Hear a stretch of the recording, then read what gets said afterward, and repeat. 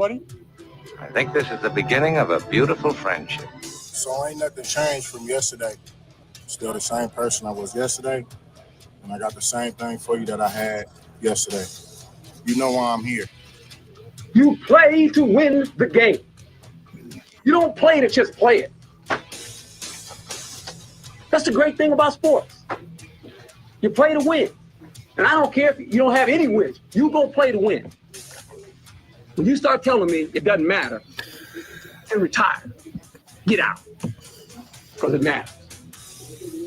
We've said for a long time, and good morning, everybody. Welcome on a Thursday. Glad you're with us on X's and BrO's Monday through Friday, 6 until 9 throughout the great state of Michigan. We've said for a long time that the predicament that the Lions are in is kind of twofold. It's great because they've got really good young players. It's awesome. Love that stuff, right?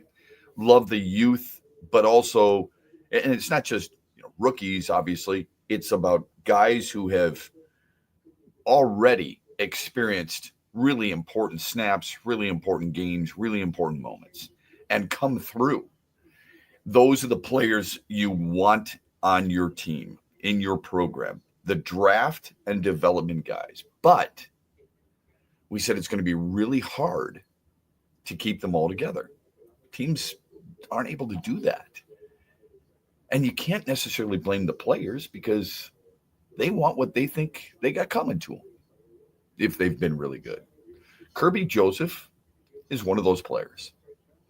He deserves to get what's coming to him because of how effective he has been as a third-round pick. Well, he got what was coming to him in spades. Kirby Joseph is the highest paid safety in NFL history. That blows your mind, doesn't it? It's not Ronnie Lott. It's not Mel Blount. It's not Troy Polamalu. It's not Ed Reed.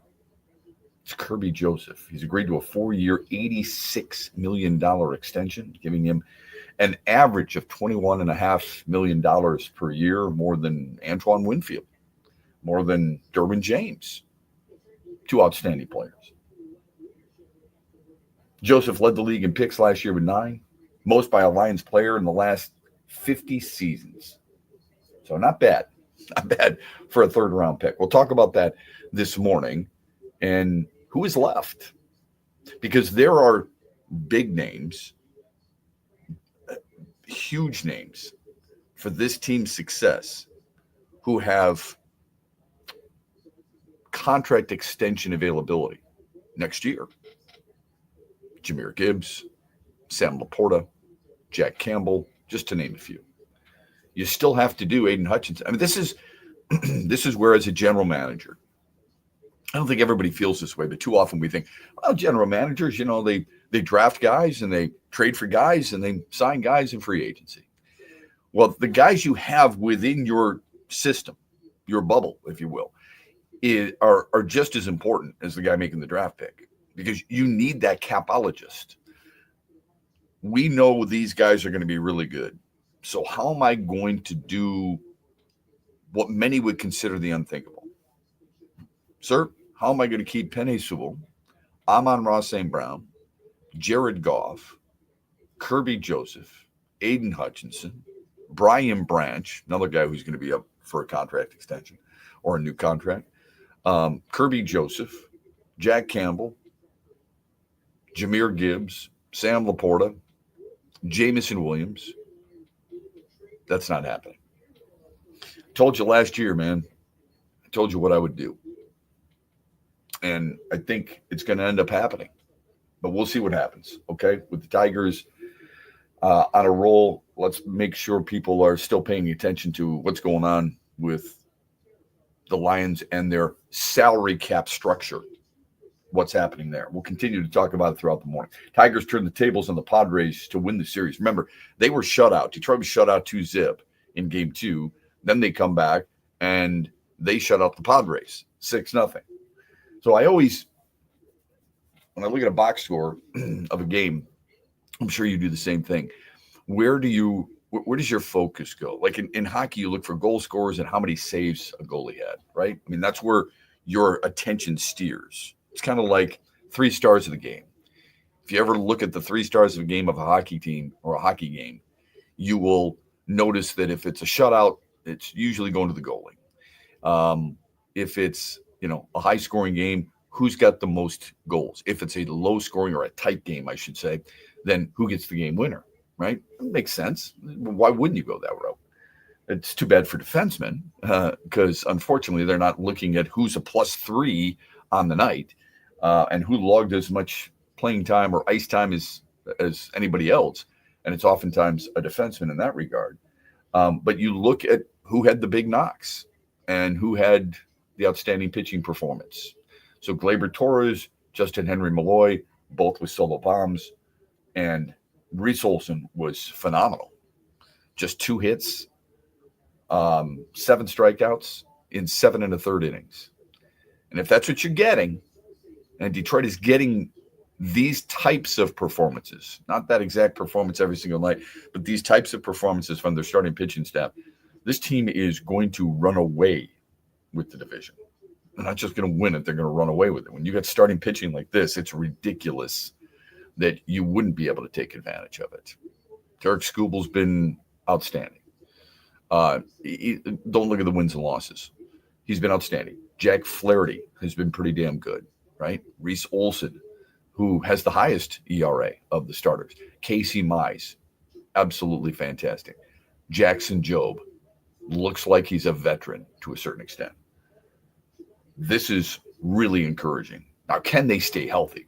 That's the key, right? Is Mize going to be able to stay healthy?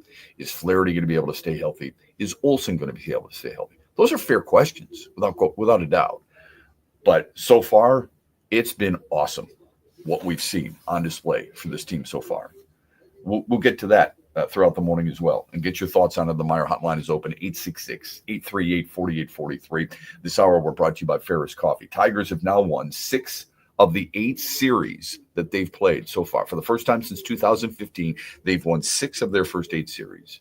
And they have won 10 of their first 13 home games for the first time since 2013. This weekend, they're off today. How convenient. Good. They should be off. You need that because you got the Pistons playoff game number 3, and you've got the NFL draft. So a wise scheduling decision on the part of Major League Baseball helping the Tigers here. Baltimore's in town for a weekend series starting tomorrow. NBA playoffs last night. Boston, you knew this was happening. Orlando actually played Boston really well in game 1. You knew this was going to happen, though. The team that loses game 1 makes those proper adjustments. Not that the team that won doesn't, but they make the proper adjustments, and they make it a little bit closer. Orlando did that last night, but Miami, or I should say Boston, took care of business 109-100, and they did it without Jason Tatum, by the way. Jaylen Brown, who I think is an underrated player. Is he the most underrated player? Not according to The Athletic, as we mentioned yesterday. That's Cade Cunningham. But I think Jaylen Brown's an underrated player. He had 36. Cleveland played a tight one against Miami. They scored 43 points in the second quarter and beat them 121-112. Donovan Mitchell led the way with 30. Could have been a Piston. Houston bounces back. Jimmy Butler got hurt, yes, but Houston was the better team last night, including Jalen Green. He was fantastic. 38 points to even that series. Houston beats Golden State 109-94. Stanley Cup playoffs. Washington over Montreal 3-1. Connor McMichael had 2 goals. Caps are up 2-0. The Kings overwhelm the Oilers 6-2, and they lead the series 2-1. Adrian Kempe had 2 goals and 2 assists. Anze Kopitar had a goal and 3 helpers. 2 huge nights for those 2 players. And Dallas, in overtime, beats Colorado 2-1. Tyler Seguin, that's the game winner. Stars are up 2-1 in the series. And it's interesting because I think they've only led in the series for like a minute and 2 seconds. That's it. That's how good Colorado has been, but it shows you how fluky things can get in the Stanley Cup playoffs. We do have a Mitch Lyons-Well poll question of the day. We'll get to that when we come back, and we will talk Kirby Joseph signing big contract. How much that helps, or how much does that hinder? Do you agree that he deserves this big of a deal? We'll get to that when we come back here on X's and Bros on a Thursday morning. Glad you're with us throughout the state of Michigan and streaming live on X, Facebook, and YouTube, brought to you by Ferris Coffee. Huge here for the incredible Crystal Mountain Golf Resort in Thompsonville in lower northern Michigan.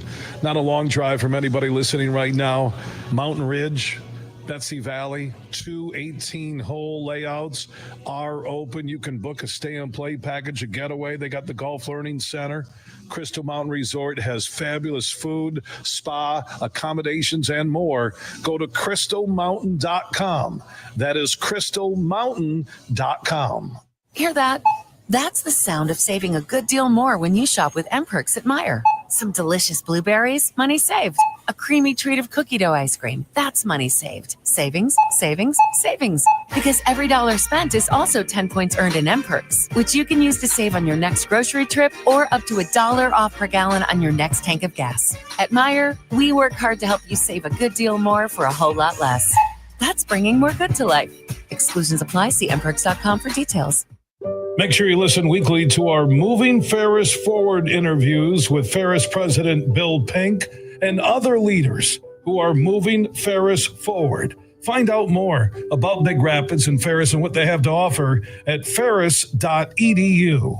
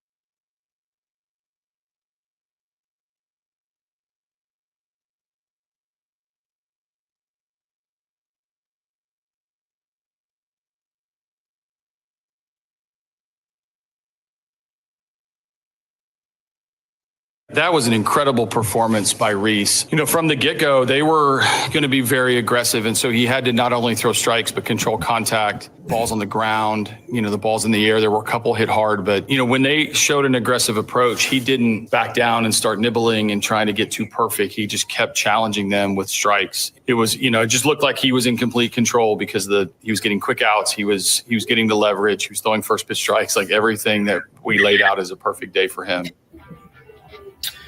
Following the game plan, pretty important, right? That's AJ Hinch after his starter, Reese Olson, lasted 7 1/3, gave up a couple of hits. I was really encouraged that they let him get into the 8th inning. I thought to myself, this is where they pull him. But they were going to let him go through the 8th inning if he could get it done.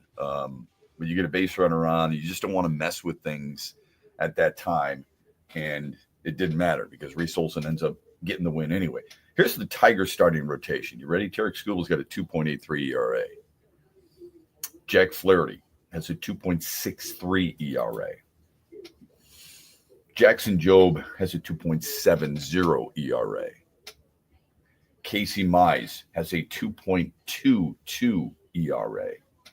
And Reese Olson has a 3.29 ERA. That's winning baseball right there. Now, I'm not predicting any of these guys are going to be, the next Bob Gibson. I tweeted this out yesterday. I don't know if people saw it. Bob Gibson, 1968, June, July. You ready?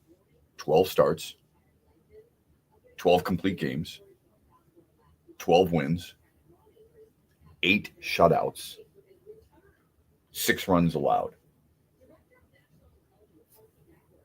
Think of that for a moment. They make them too oftentimes. I think I go off on some tangents. Probably shouldn't. I get it. There are certain guys that it's not like I watched Bob Gibson throw. It's not like he was my favorite player of all time by any stretch. I was giddy that the Tigers, when you look back at it, and I didn't watch it obviously, but when Mickey Lolich beat him in Game 7 of the World Series in 1968, that's awesome. Loved it.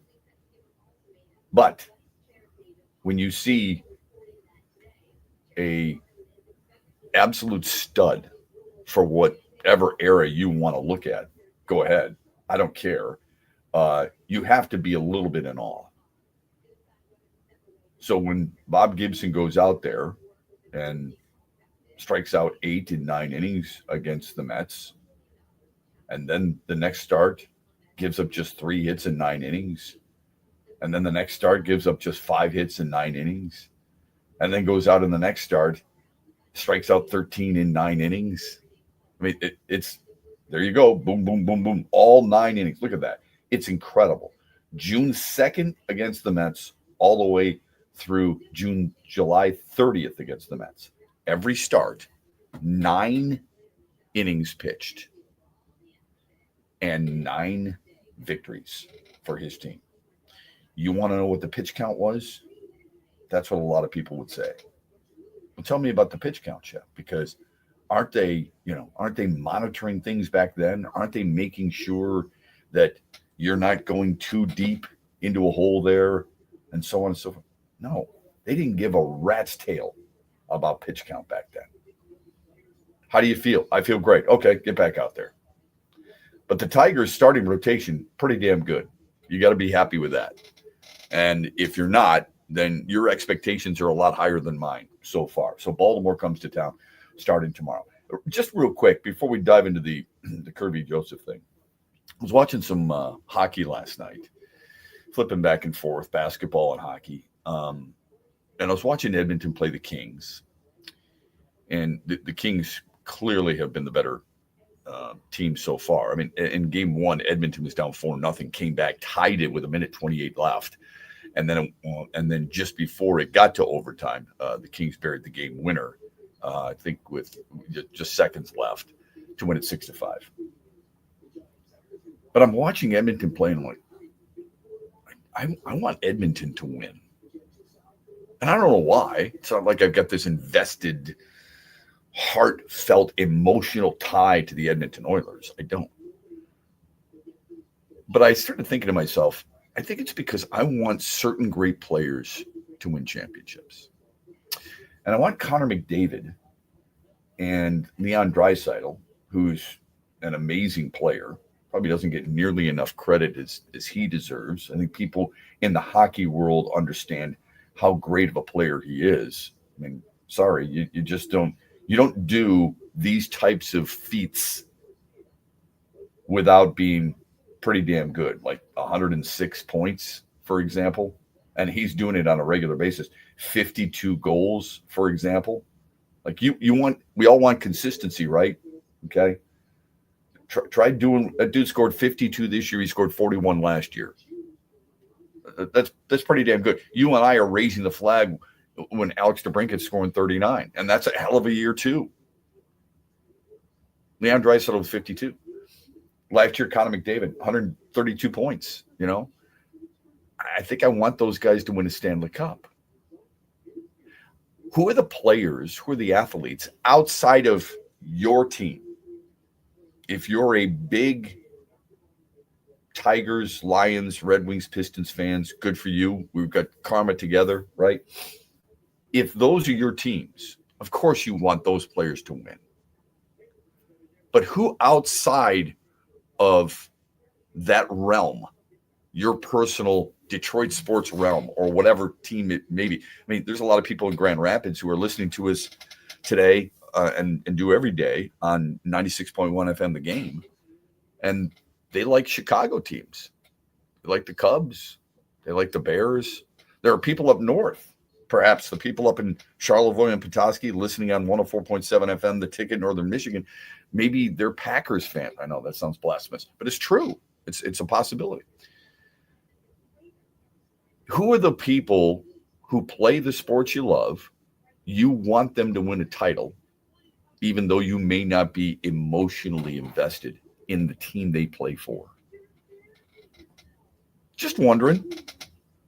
866-838-4843. That's the Meyer hotline. The text line is Sports Radio 21,000. Let me give you our poll question, okay? We have a poll question every single day. It's brought to you by Mitch Lyons Wealth. Go to his website, mitchlyonswealth.com. It is there where they set you up for life, making sure you have that nest egg that you desperately deserve. You've seen all the commercials, right? The various commercials where people are freaking out. Maybe you got people in your life. You're like, you're getting a little bit older. You don't have a job. Are you prepared for retirement?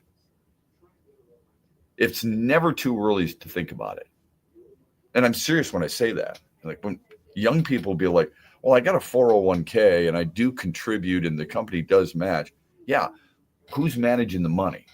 Mitch Lyons helps you with that. MitchLyonsWealth.com. Do you agree with the contract extension for Kirby Joseph? And Mitch could help Kirby Joseph too, especially now that he's got a 4-year, $86 million contract. Do you agree with it? Simple yes or no. Is it the right move by the Lions? Now, immediately you'll go, well, he's a first-team All-Pro. How he didn't make the Pro Bowl is ridiculous. Brad Holmes said as much. He's a first-team All-Pro. He's only 24. Hell of a deal. Third-round pick out of Illinois. Only played a few seasons, but has already become a leader in the locker room. Do you agree with it? Knowing that you've got to pay the piper down the road as in next year as well. And with Aiden Hutchinson. It was one of the priorities for Brad Holmes in the offseason. He said this at the general managers meetings, if you remember. First priorities, Kirby Joseph, Aiden Hutchinson, long-term deals. Get them off the plate, boom, here we go. Then he can figure out for next year and start moving and positioning. He got one of the two done. Full confidence that he'll get the next one done as he gets ready for the draft tonight. So you can vote as often as you like at XB Mornings, and we'll give you the results tomorrow in the 8 o'clock hour. We'll talk about the Kirby Joseph contract extension with you when we come back. We're brought to you by Ferris Coffee on this Thursday morning in the 6 o'clock hour. Pro football can be a tough road as a player, full of highs and lows, injuries, roster decisions, and someone always gunning to take your job. Bottom line, there's a lot of uncertainty, and you need to know how to navigate it. Hi, I'm Mitch Lyons, former Steeler and Falcon tight end, and founder of Mitch Lyons Wealth. Back in my NFL days, protection was important, protecting the quarterback, the ball, and your body. Retirement is no different. When you're in the retirement red zone, you need a retirement of steel. A retirement protected from a tumultuous stock market with an income that never stops and can only increase. You can get growth tied to the stock market without putting your nest egg in jeopardy. That's right. If the market goes up, you can lock in gains, but if it goes down, you don't lose a dime. Contact us today to schedule a 10-minute intro call to see if we can help you retire comfortably without worry. Call today and we'll send you my book, Retirement of Steel. You've got nothing to lose and everything to gain. Call 866-85-STEEL. That's 866-857-8335. Again, 866-857-8335. MitchLionsWealth.com, your best game plan to protect, grow, and win retirement. What's up, Michigan? You're listening to my good friend Shep. The Huge Show is coming up later today at 3, right here on the Michigan Sports Network. Grocery shopping is a good deal better with the Meijer 7 for 7 sale. Pay just $1 each when you mix or match any 7 or more participating items. Save big on everything you need for a complete family meal, including assorted Meijer frozen vegetables, select varieties of Campbell's condensed soup, Meijer pasta and pasta sauce, and Ben & Jerry's or Haagen-Dazs ice cream. Family-friendly meals and low prices. That's the happy shopper good life at Meijer. Exclusions apply. See all deals in the Meijer app. No sticks, no pucks, no goals, and no holds barred. It's Bare Knuckles Ice Walks, coming to Soaring Eagle Casino and Resort Saturday, June 14th. 900 square foot ice box, 90-second rounds, 2 combat fighters, and they're on skates. Bare Knuckles Ice Walks. Tickets starting at $50. On sale now at the box office or etix.com. History in the making. June 14th at Soaring Eagle. Doors at 6. Show at SoaringEagleCasino.com. Bare Knuckles Ice Walks. Who needs a pub?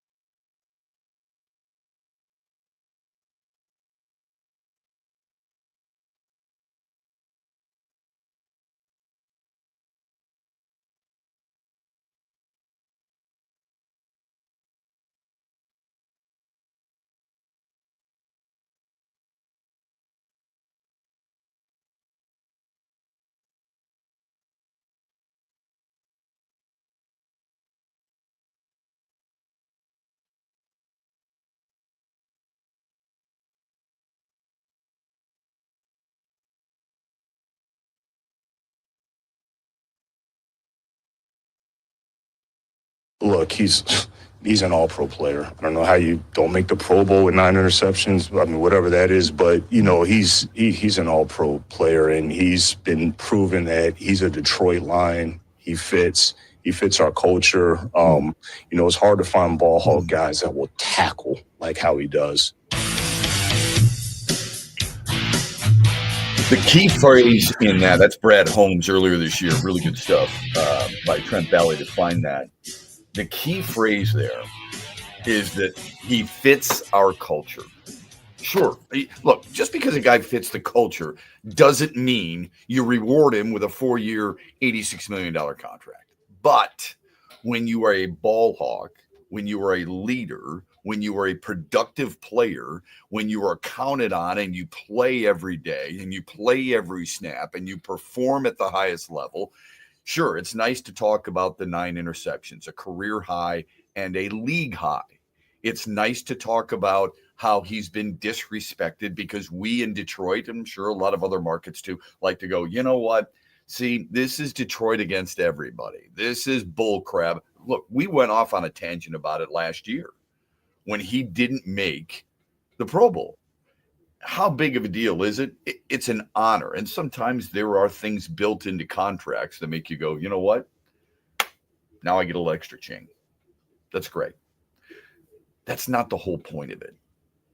The reason he gets the contract extension is because of all those things combined that he brings to the table.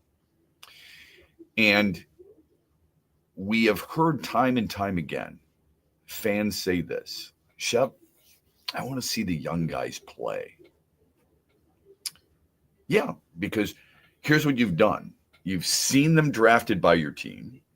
You've seen your team invest a lot financially in them to start, emotionally, and of course, helping them become the pro that they're about to become. You've invested. Tonight, you're going to be invested in a player chosen at number 28, unless they trade. But at number 28, as things stand right now, you and I, after the Pistons beat the Knicks and beat them by double digits, you and I will flip over and you're going to go, all right, there's the newest line. I'm not saying that you're going to go out and do what Trent Bally's going to do and buy their jersey right away. But what you're going to do is you're going to be emotionally invested. Start looking them up, seeing how they fit, texting your pals. This is it, man. We've got bookends. Aiden Hutchinson and Michael Williams, this is going to be awesome. Or you're going to say, you know what? I know it's not sexy, but every once in a while I listen to X's and Bros, and they really like interior linemen. So Gray Zabel's a really good pick. I'm really excited because he can play 3 different positions, and he's going to start right away. It may be one of those types of situations. Who knows? However, once they become yours, you start to look at them differently. Oh, my gosh, he is a wave and a miss, and look at Jared Goff sitting on his back. Oh, my gosh, how did he miss that tackle? Okay. You become emotionally invested. You love them. You want to be part of it. But there's also a part of you that goes, why did he last in the 3rd round? Why did Kirby Joseph? I watched him at Illinois. Was he really this good at Illinois?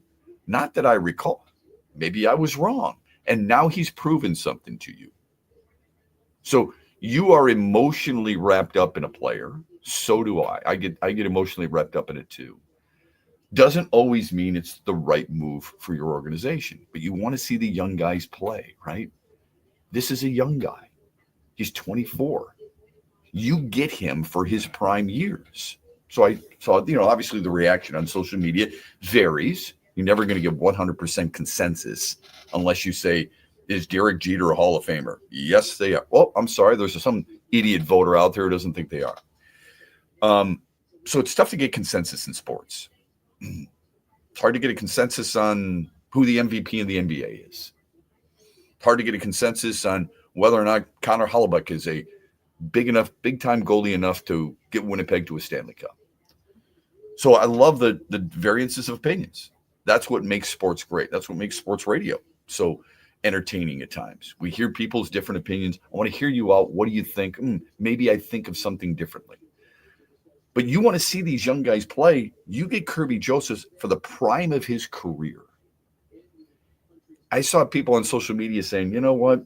I don't know, man. I wouldn't have paid that much money. Oh, it's interesting. How much would you have paid? Would 4 and 80 do it for you? What is it, the 4 years?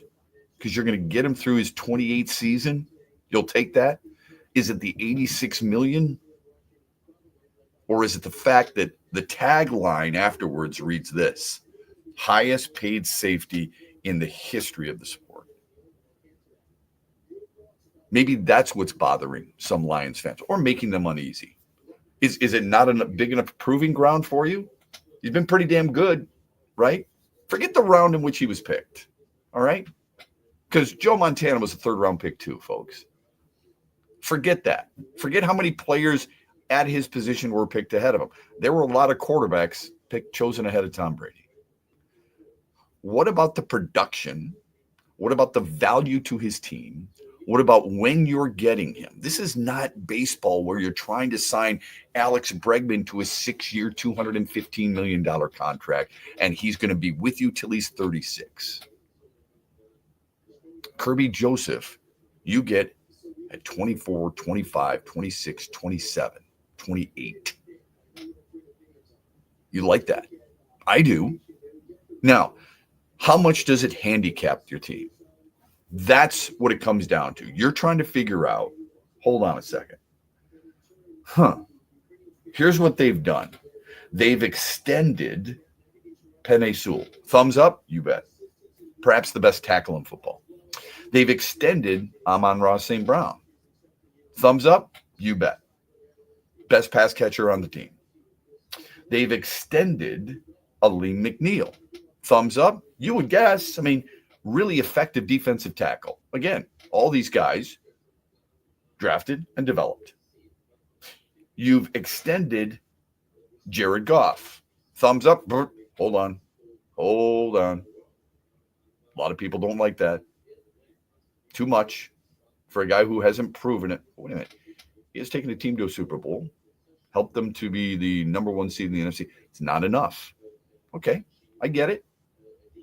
I don't know if you want Hendon Hooker under center. I don't know if you think it's a good idea. Maybe they draft Jackson Dart in the 2nd or 3rd round to be your future QB. God forbid. I wouldn't. So we'll see. They extended David Montgomery. You thumbs up? I would, I mean, the nickname aside, yeah. Really Knuckles has helped make them one of the best offenses in football. And now you also know Jahmyr Gibbs, somebody you may not have wanted on draft day, will be available for, extension eligible next year. You also know that Jack Campbell, Shep, it's taken a long time. It's a couple of years, man, and he was really good last year. Calling plays, having that green dot on your helmet. Alex Anzalone does the same thing. But overall, dude was a baller last year, especially when Anzalone was hurt. Brian Branch, everybody's going to want him on that contract extension, and I understand why. And Sam Laporta. Difficult choices are going to have to be made.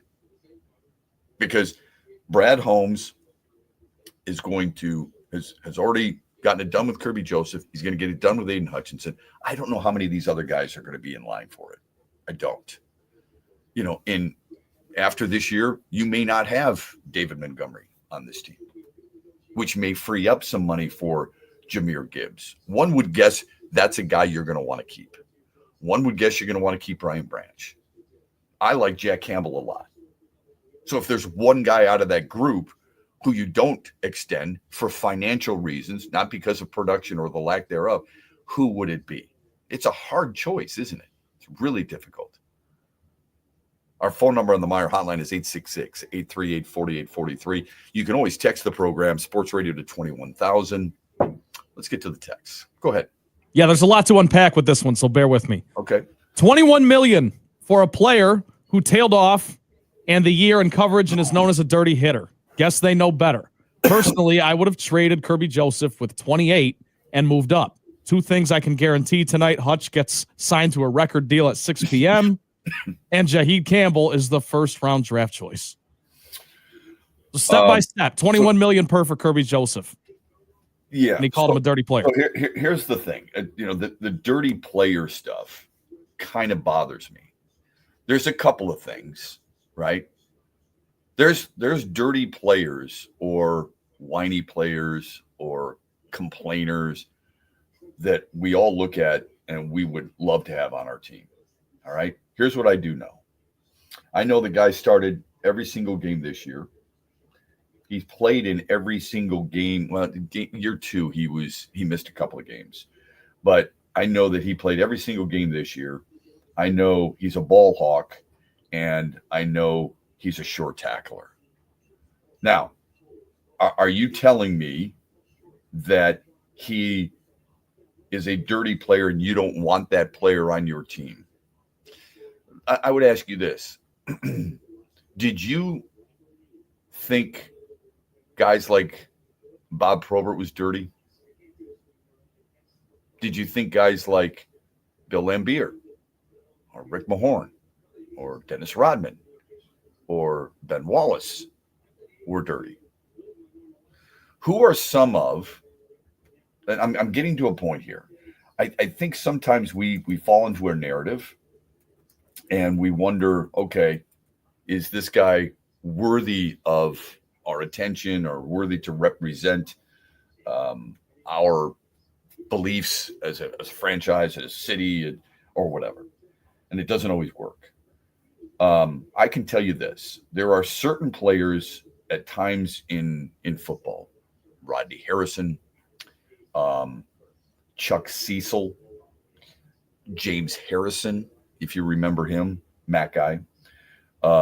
Steve Wisniewski was seen as such. Brian Dawkins, Detroiter Bart Scott was seen as a dirty player. Bill Romanowski was seen as a dirty player. And Ndamukong Suh was seen as a dirty player. Those guys are all really good players too. Why do we have a problem? I think the label is probably unwarranted. It's a couple of incidents. But at some point, to the texter's credit, it becomes more of a habit, right? Does that prevent you from wanting him on your team if he's a dirty player? Let me ask you this. This is a better question. Is he a winning player? I think he's a winning player. Conrad Dobler allegedly used to bite people under, while he was blocking. He was an offensive lineman for the Cardinals, St. Louis Cardinals, way back in the day. He and Dan Deerdorf played together and teamed for really good. I mean, Jim Hart was a quarterback. Terry Metcalf was the running back. Roy Green was a wide receiver. Those guys were really good. He was viewed as a dirty player, yes. Does that mean you got to get them the hell off your team? I mean, Bill Romanowski, I didn't like what he did to J.J. Stokes. I don't like that he spit at J.J. Stokes. I think that's disgusting. I think it's unprofessional. I think you should be fined for it. It's a hard thing to live down, but he's viewed as a dirty player. You know what? That dude won a lot of games and won Super Bowls with different teams. Did you like Ndamukong Suh? Despite the stomp, Albert Hainsworth did the same thing. Stomped on somebody's chest. And Loved Suh did the same thing. Ndamukong Suh. Yeah, you loved him. Loved him. Yeah. He's a baller. Dominant player. How much did it bother you that he was viewed as a dirty player? He was voted the dirtiest player. Did it bother you? Probably not. You know why? Because he was good. No, and he's yours. Yeah. Right? Somebody else, Deacon Jones, I hate to tell people this, Deacon Jones was one of those dominant defensive linemen in football. When he played for the Rams, it was him and Merlin Olsen. They were badasses. He was viewed as a dirty player. Dick Butkus, Ray Nitschke, viewed as dirty players. Be honest with yourself. You're putting together a defense, and somebody says, I'm giving you Ndamukong Suh as a defensive tackle. I'm giving you Deacon Jones as a defensive end. I'm giving you Ray Nitschke and Dick Butkus as linebackers. Here's the deal. They're all dirty, but that's your team. You want your team? You damn right you do. So we can get by if it's our guy being dirty. To the texter's credit, this could be their team. I don't know if they're a Lions fan or not. I assume that they are. This could be their team, but they don't like the dirty aspect. I'm telling you, most people don't care. They'll care for one game in that moment. That's a cheap shot. Didn't like it. But you'll play with a guy who produces every single day. And you can get that other part out of him. The $21 million, I'm a little confused it's a deep text. I think it's great. I do. I'm a little confused at what they mean by, he tailed off. What is it? How did he tail off? Against Minnesota, he had 6 tackles. Okay, you're talking about the interceptions? Is that what you're referring to? The second to last game against San Francisco, he had 2 picks and 6 tackles. What is it? What do you mean by them being tailed off? How did he tail off? The fourth to last game, he had 8 tackles. Are you talking about the playoff game where he had 6 tackles and a tackle for loss? 6 tackles by a safety is pretty damn good.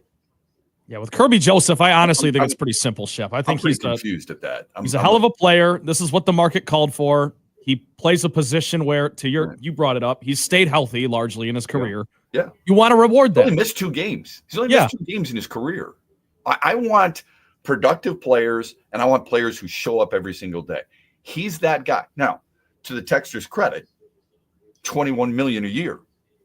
Well, like you said, that's the market. Just because the market is set, though, doesn't mean you have to pay it. No, that's true. I'm just saying, at age 24, if there are certain boxes you want to check off with certain guys, okay, certain employees, certain teammates, whatever.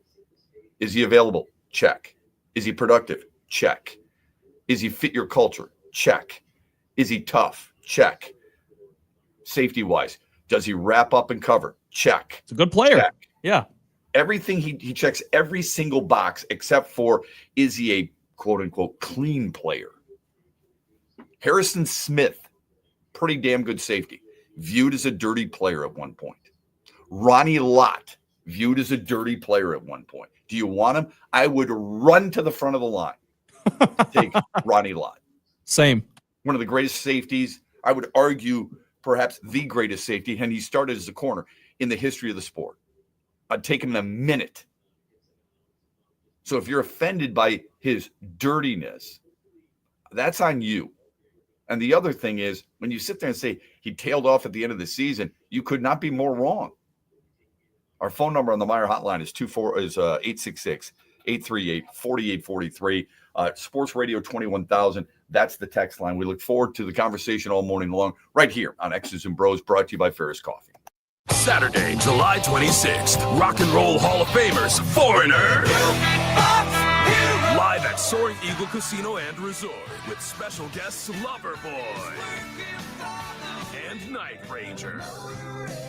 Tickets start at $32 and are on sale now at the box office or online at etix.com. The Soaring Eagle Summer Outdoor Concert Series welcomes Foreigner with Loverboy and Night Ranger, July 26th. Showtime 7 p.m. SoaringEagleCasino.com.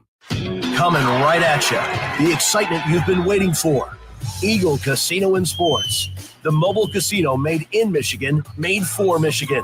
Play slots and table games with live dealers at one exciting site, playeagle.com. Sign up today and get a match deposit up to $1,500. That's right, up to $1,500 plus 100 free spins. Eagle Casino and Sports. Go to playeagle.com and start winning today. Must be 21 or older and in Michigan to play. Hey, this is Matt Shepard, host of X's and Bros Monday through Friday from 6 until 9. We bring you the most comprehensive Pistons talk in the state with those closest to the team. The great George Blob. The main thing about the Pistons, I believe, is they got some shooters, particularly Tobias Harris and Malik Beasley. And don't forget about Simone Fontecchio, they signed late last year, traded for late last year, to take some of the pressure off Cade Cunningham in the lane or around the lane. That's where Cade's impossible to stop. Gregory Kelser joins us from FanDuel Sports Network. I'm expecting better things from this team. There's no doubt about it. And the one beautiful thing about basketball basketball is that, and unfortunately it hasn't happened for the Pistons, but you can turn situations around rather quickly. Phoenix getting to the finals a few years ago, 2 years prior to that, they won like 22, 23 games. They were one of the worst teams in the league. Orlando, their turnaround. Oklahoma City, you just mentioned. Even Houston. These teams are turning around. That's X's and Bros, Monday through Friday, 6 until 9, here on the Michigan Sports Network. Make sure you listen weekly to our Moving Ferris Forward interviews with Ferris President Bill Pink and other leaders who are moving Ferris forward. Find out more about Big Rapids and Ferris and what they have to offer at ferris.edu. In the den. Spring is here, and that means one thing. Opening day on Mackinac Island. Mark your calendars for May 2nd as the ferry docks come alive, the horses return, and the island wakes up for another unforgettable season. It's Michigan's second most famous opening day.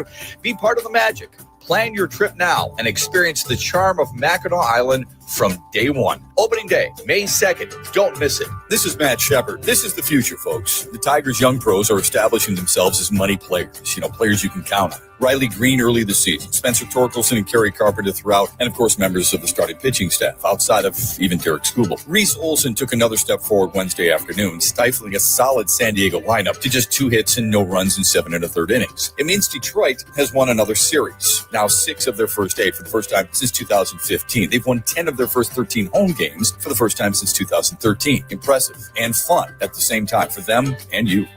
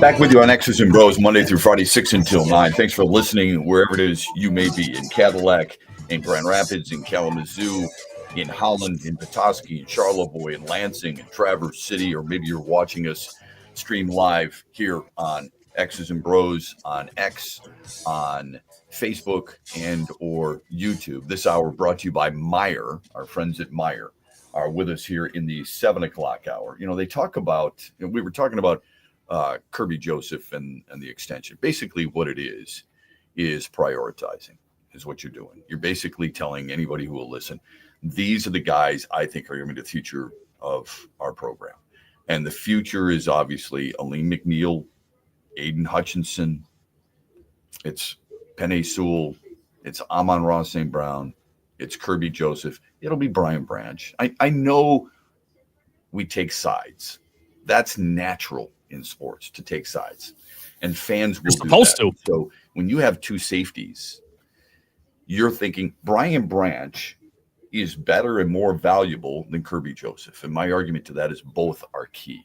Okay, you can have two highly paid safeties. Now, can they afford two guys who become the richest at their position? I trust Brad Holmes and his staff to be able to figure that out, and I trust Brad Holmes and his staff to figure out who are vital to this team's long-term success and which guys, I hate to phrase it this way, but it is true, who is replaceable. Like it or not, just about everybody is replaceable. That's just the way it works. People move on in certain situations. So I do believe that's what it's come down to. There are fans, and I'm not saying they're wrong. I respect their opinion. I respect their passion for a certain player. There are certain fans who are going to say, you know what? I would rather have fill in the blank rather than that $21 million going to Kirby Joseph, rather than X amount of dollars going to Aiden Hutchinson. I would rather have Brian Branch, and I would rather have, Jahmyr Gibbs and Jack Campbell. I'd rather have those three guys than these two guys. Okay, that's your opinion. That's fine. There's probably people in Las Vegas / Oakland / LA where the Raiders have been, and people have been cheering them on since they were kids, depending on when they watched them play in which city, who didn't like the Max Crosby extension. Or maybe there's people in Cleveland who are going, how is this going to handicap us now that Myles Garrett is the highest paid non-quarterback player in the league? Or people in Cincinnati with Jamar Chase and Joe Burrow and the amount of money we're pouring into the offense. How are we going to be able to improve the defense? We've proven we can't win. But those are the debates that rage on in sports all the time. It's not just Detroit, and it's healthy and it's fine. But when you have a salary cap, these are the issues you run into. It is not baseball. You can't sit there and say, well, the Tigers do it with their young guys. They've got Green, and they've got Torkelson, and they've got Meadows, and they've got Skubal, and they've got Mize, and they've got Dingler. Why can they do it? Because there is no salary cap, and B, you have a certain amount of time that you have them under contract control. Period. That's what happens in baseball. So it's a different animal. You can't even argue it's apples to oranges. But I think a lot of Lions fans, if they don't like the Kirby Joseph deal, the reason is because they're worried about how it handicaps this team from signing long-term certain other players who they favor more. And that's fine. But I like the deal because of all the things that I just brought up. Do I want them to keep everybody? You're damn right I do. I'm selfish. I can admit that. And you should be able to admit it too. Well, that's the other thing, Shep, is why would you want this team broken up? This is a great problem to have. I think that's what people are losing here. Yeah, but why would you want this team broken up when it's brought you so much joy? When it's done as much as it look, this is not unique to what we've experienced, and it's not gonna be the last time, folks. We were pissed when the Tigers let a guy like Jack Morris walk. We were pissed when Lance Paris walked. We were pissed when Kirk Gibson left. We wanted those guys to be ours forever, and I don't blame you. You think it sits well with any Pistons fan who watched Dennis Rodman play for the damn Spurs or the flipping Bulls? Or Ben Wallace. It makes us feel good that John Sally went and played for the damn Bulls, or Ben Wallace went and played for the various teams he played? No, you wanted them to be Pistons for life. There are certain guys you can accept. Oh, Sergei Fedorov. Well, he signed the contract with Carolina anyway, so you knew he was going to leave at some point. So good riddance. Go to Anaheim. Go to Columbus. I don't care. But when he's said and done and he goes into the Hall of Fame, that's my guy, right? Numbers should be retired, by the way. But so all that stuff, we get all that. But it's not possible, especially in football. I use this example quite a bit, and I think it's a fair one.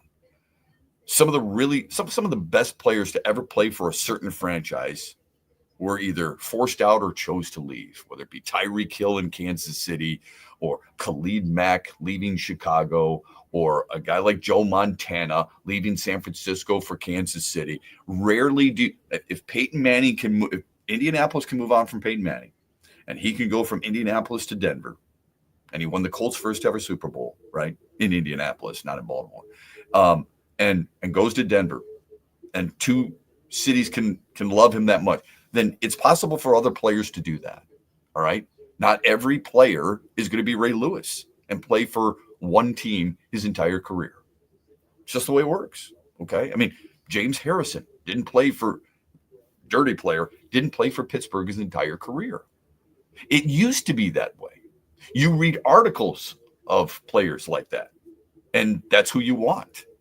One of my favorite players watching the Lions was who? Chris Spielman. Chris Spielman ended up playing in Buffalo and Cleveland, for crying out loud. I didn't like that. I wanted him to be a Lion forever. It's just not the way it works sometimes. And at least with Kirby Joseph, and I'm not saying he's going to be a Lion forever, but at least with Kirby Joseph, you're getting his prime years. You're going to get the best of a really high-end player. Folks, he's a first-team All-Pro. Hard to do. It's hard to get that type of accolade if you're not a consistent player. Meyer hotline is 866-838-4843. You know, we talk about the good old boy network in coaching. I hear that all the time. Baseball, football. Oh, man, once you're in, you're always in, and all this other stuff, right? Why don't we think about the front offices? Because many times the front office is not doesn't get those headlines. You're not always following who's the assistant general manager, who now is the VP of player personnel, and so on and so forth. Joe Dumars, the former Piston, another guy you wanted to be a Piston forever. He was. Then he's in the front office. Yay. Then he made a couple of trades and you wanted him gone. He's now in charge in New Orleans. I'm sure you know this, right? He hired Troy Weaver as the senior vice president of basketball operations. I told somebody last night that they couldn't believe it. Actually, it was Grant Long. We were at a gathering together, he, me, and a bunch of folks from the old Fox days. And it was awesome. And Mickey Redmond, Chris Osgood, Larry Murphy, Grant Long, Greg Kelser. We had Dan Petrie was there. We had a blast. Okay. It was a going away party for a friend of ours, John Keating, and our executive producer. So we had a great time. We spent all night just talking and telling stories and laughing, and it was fantastic. And I was talking to Grant, and I said, I said, how about Troy Weaver, man, going back to New Orleans? He's like, what are you talking about? He said, Joe Dumars is there. I said, yeah, Joe Dumars just brought him on. He's the senior vice president of basketball operations. Yeah, that's a hell of a headline. How is that possible? After what he did, think about this for a minute. Yes. So Joe Dumars can do whatever he wants. At the end of the day, thank you, LeBron. At the end of the day, what's going to happen is if it doesn't work out, he's going to get fired, and so will the people he brought on. But when you want a second chance, that dude screwed some things up. He screwed a lot of things up. Well, wait a minute. I mean, Stan Van Gundy screwed a lot of things up. You don't have a problem calling games, do you? Not calling games. I wouldn't want him in my front office. Well, he's evaluating talent. Yeah. He's evaluating basketball. Okay. Matt Millen went back to the booth. I thought he was a great analyst before he took over for the Lions. And I still think he does a good job. It's a little different now. I look at things different. You want a second chance. Those guys got second chances. Troy Weaver's getting a hell of a second chance, don't you think? Yes. It's incredible. Absolutely incredible about what he did to one franchise. And another person says, you know what? That's okay. I trust you enough to help me take over this franchise. And New Orleans is okay with it. Yeah, it doesn't make sense to me. If you're the owner and you bring on Joe Dumars, At least he's got a track record of success. So you can understand the hiring. But when he says to you, hey, by the way, I'm bringing in a new senior VP. Oh, that's great. Who is it? Troy Weaver. Excuse me? Spit take. Meyer hotline, 866-838-4843. The text line is Sports Radio 21,000. On this Thursday morning, draft day, we are brought to you by Meyer.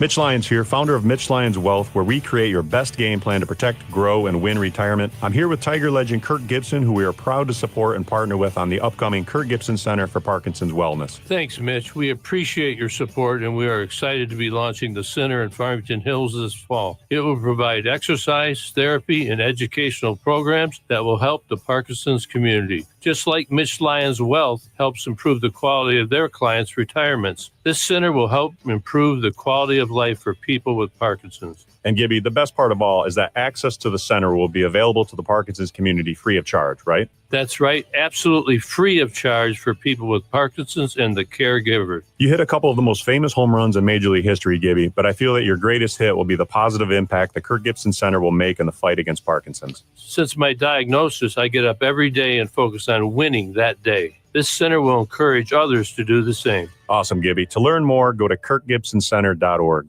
You're listening to X's and Bros with Matt Shepard on the Michigan Sports Network. And if you missed any of today's show, be sure to check out our podcast on Spotify, Apple Podcasts, or anywhere you find your podcasts to find the greatest hits from every day's show.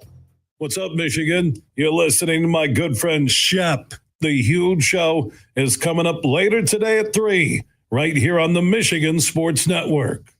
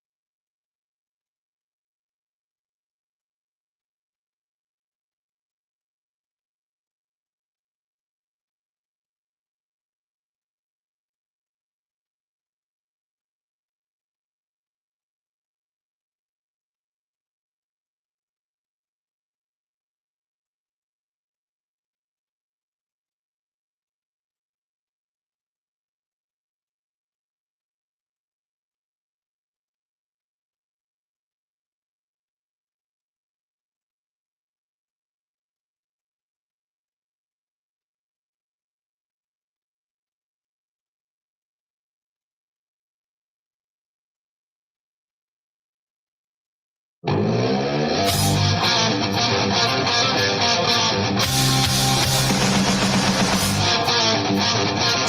it is Game 3, Pistons and Knicks at Little Caesars Arena. It is going to be a madhouse there, no question. Welcome back. X's and BrO's, Monday through Friday, 6 until 9. The big question we're going to have to monitor, or the big question we're going to have to see answered, is how Tom Thibodeau's post-Game 2 rant about referees is going to play out. He was upset at the free throw discrepancy. Detroit has gone to the line more frequently than New York has in each of the first 2 games. There's a reason for that. And I am not being a homer here. There's a reason for that. The reason is because New York is a perimeter team, primarily. You know, obviously they go inside. I mean, Jalen Brunson drives. Karl Anthony Towns is successful inside, right? OG Anunoby can go inside. I'm not saying they send 4 guys around the perimeter and 1 guy underneath the hoop and they just start jacking up threes. That's not what I'm suggesting at all. But Detroit has been playing much more of a downhill philosophy in this series than New York. They have been the aggressor. They have not been afraid to go inside, deck it, and drive it. All those different basketball phrases that you hear and you say yourself, that's who Detroit has been so far. What will be interesting to monitor tonight is how tightly contested they call this game, and will Jalen Brunson be rewarded for his flopping? That's what he has become. In the first 2 games of this series, especially in Game 2, he has become a flopper. He is baiting calls. Okay? That's what he's trying to do. I'm not saying it's the wrong thing. To me, it gets a little old. I think the NBA has a bit of an issue with this. Draymond Green has been guilty of this stuff. LeBron James has been guilty of this stuff.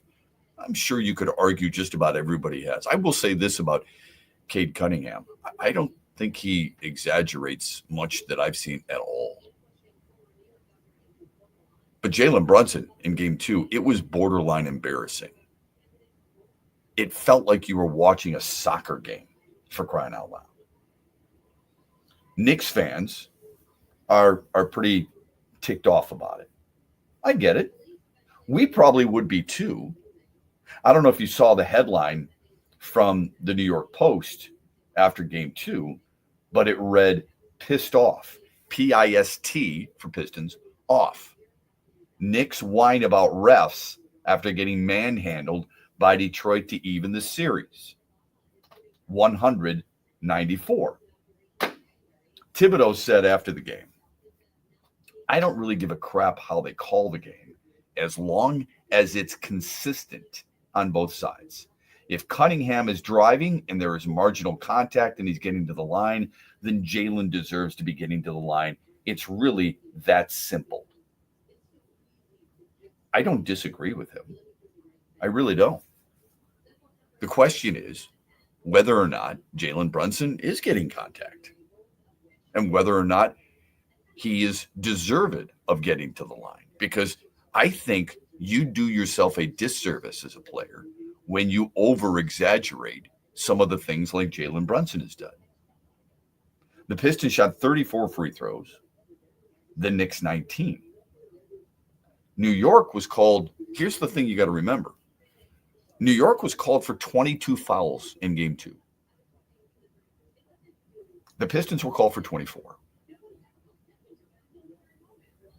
So it feels even. But this goes back to what I said before.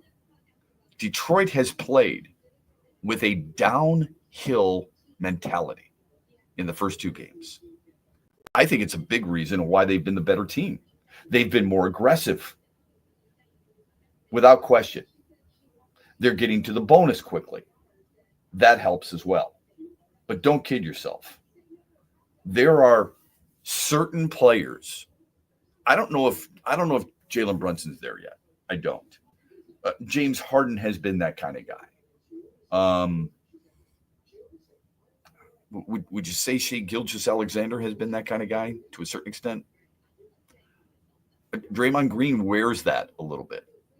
I don't know if you saw game 1 against Minnesota, Lakers and Timberwolves. LeBron James was acting up pretty good, acting like a fool. He took a shot. There was a foul on the play, I will admit. He took a shot. Wrist was hit. He fell down. The dude is 6'8", 250 pounds. He's a massive truck. He goes downhill in his prime better than just about anybody you ever saw. People just bounce off him because of how tough he is, and yet he falls down on something like that.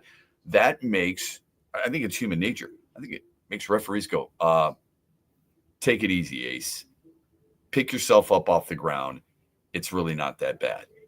And I think Jalen Brunson has ventured into that Oscar-nominated role of being the flopper. It's not a commercial where you can call a 1-800 number and they're going to give you something in addition to 2 for 1. It's a real role, soccer-like role, that I think people are starting to identify him with. He obviously doesn't care. That's fine. Why should he care what you and I think? But the bottom line is, you get that reputation, goes around a league, any league, whether it be basketball or football or whatever, it's going to follow you. Somebody texted us earlier about the Kirby Joseph signing. Dirty player, is what they said. Do you think that's his reputation? If it's his reputation in Detroit, you're damn right it's his reputation outside. And referees know that. Certain guys, going in, I've said this time and time again, I've talked to referees, I've talked to umpires, they meet before every game, they meet after games, and they get graded, but they meet before every game.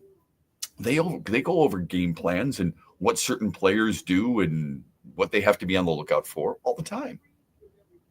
That's called preparation. It's not being biased. It's called preparation. You should be doing something like that. You've got to be ready for it because certain players are acting a certain way. Guaranteed that NBA referees are recognizing things like Jalen Brunson flopping in game 2 specifically. I look at it like Cade Cunningham has done what he's done really well. And Amari Sankofa said this yesterday with us. He has learned how teams are going to play him. Like he's a high basketball IQ guy. I think that's what I like about. Sure, I like the jump shot. I like his ability to pass. I like some of the very fancy plays, like going behind your back and then dunking. I love all that. But I love how he sees the floor and what appears to be a very high basketball IQ. And if you talk to him, you gauge that, right? I think he really understands defenses, how to attack them, how to beat them. It's one thing making the shot go in. It's the other thing getting to the shot in the first place. And he's done a really good job of that. Doesn't mean the shot's always going to go in, right? JB Bickerstaff said this the other day. He had his mind made up on what he was going to do. He was elite at it. He is a superstar. He played the game as a superstar. He understood how aggressive he needed to be. That says it all. You know what you're going to see tonight, right? I hope you do. You're going to see the Knicks being super aggressive. Like they are going alley drive. I'd be really surprised if they settle for too many threes. They're going to do everything they can to get to the free throw line and make a point. And the Pistons will be ready for it. Meyer Hotline, 866-838-4843. Sports Radio 21,000. That's the text line. We're brought to you by Meyer in this 7 o'clock hour, and we always look forward to your feedback on X's and Bros across the state of Michigan.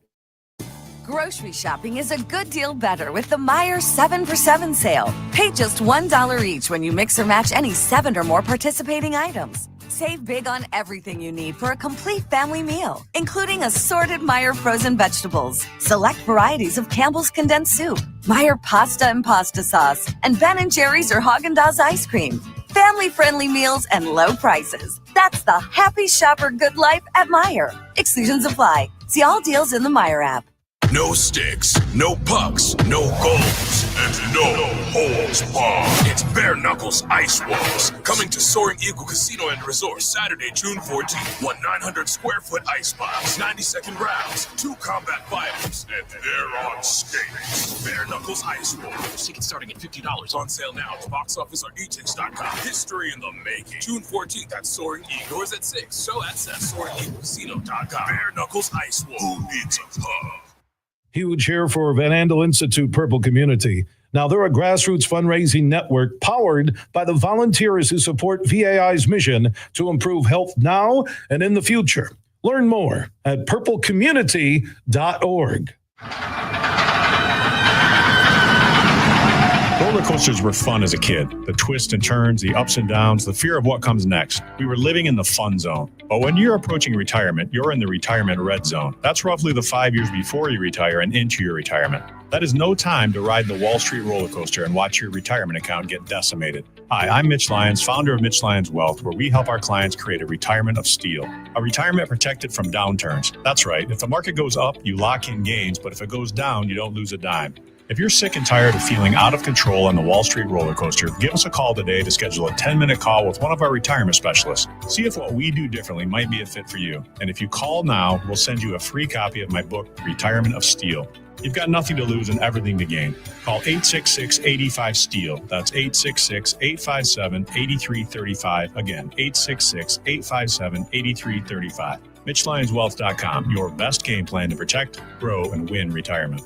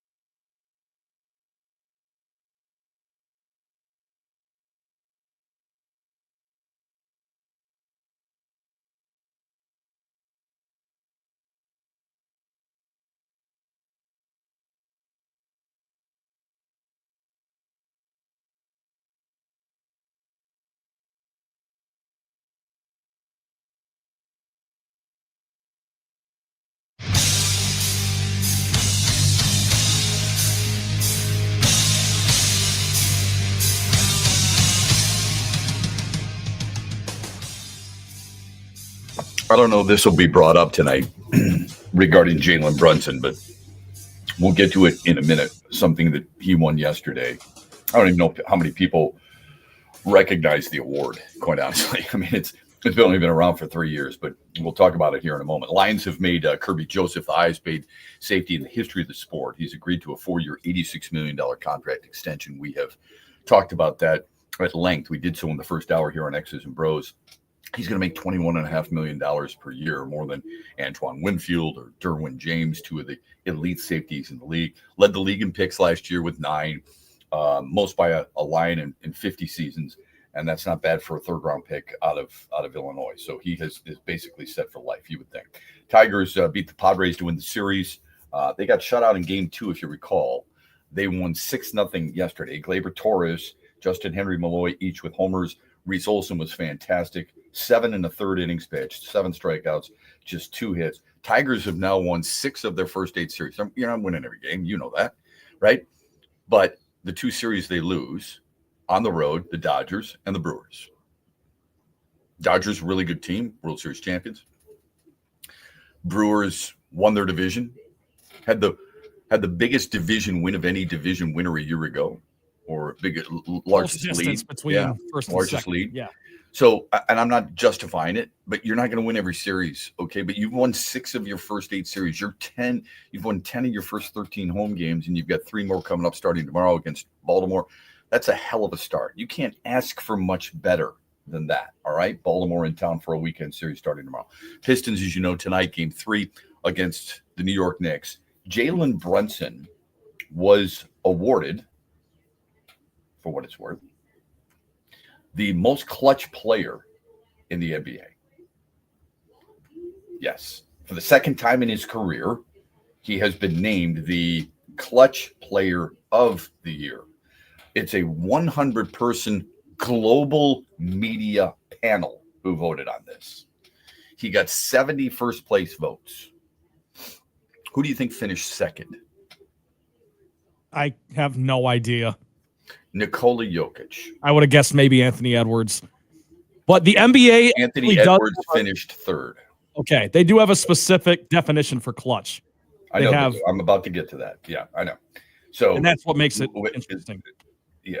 So he led the league in average points per game, 5.6, and field goals made, 52, in the clutch, which the league defines as possessions in the final 5 minutes or overtime when the score is within 5 points.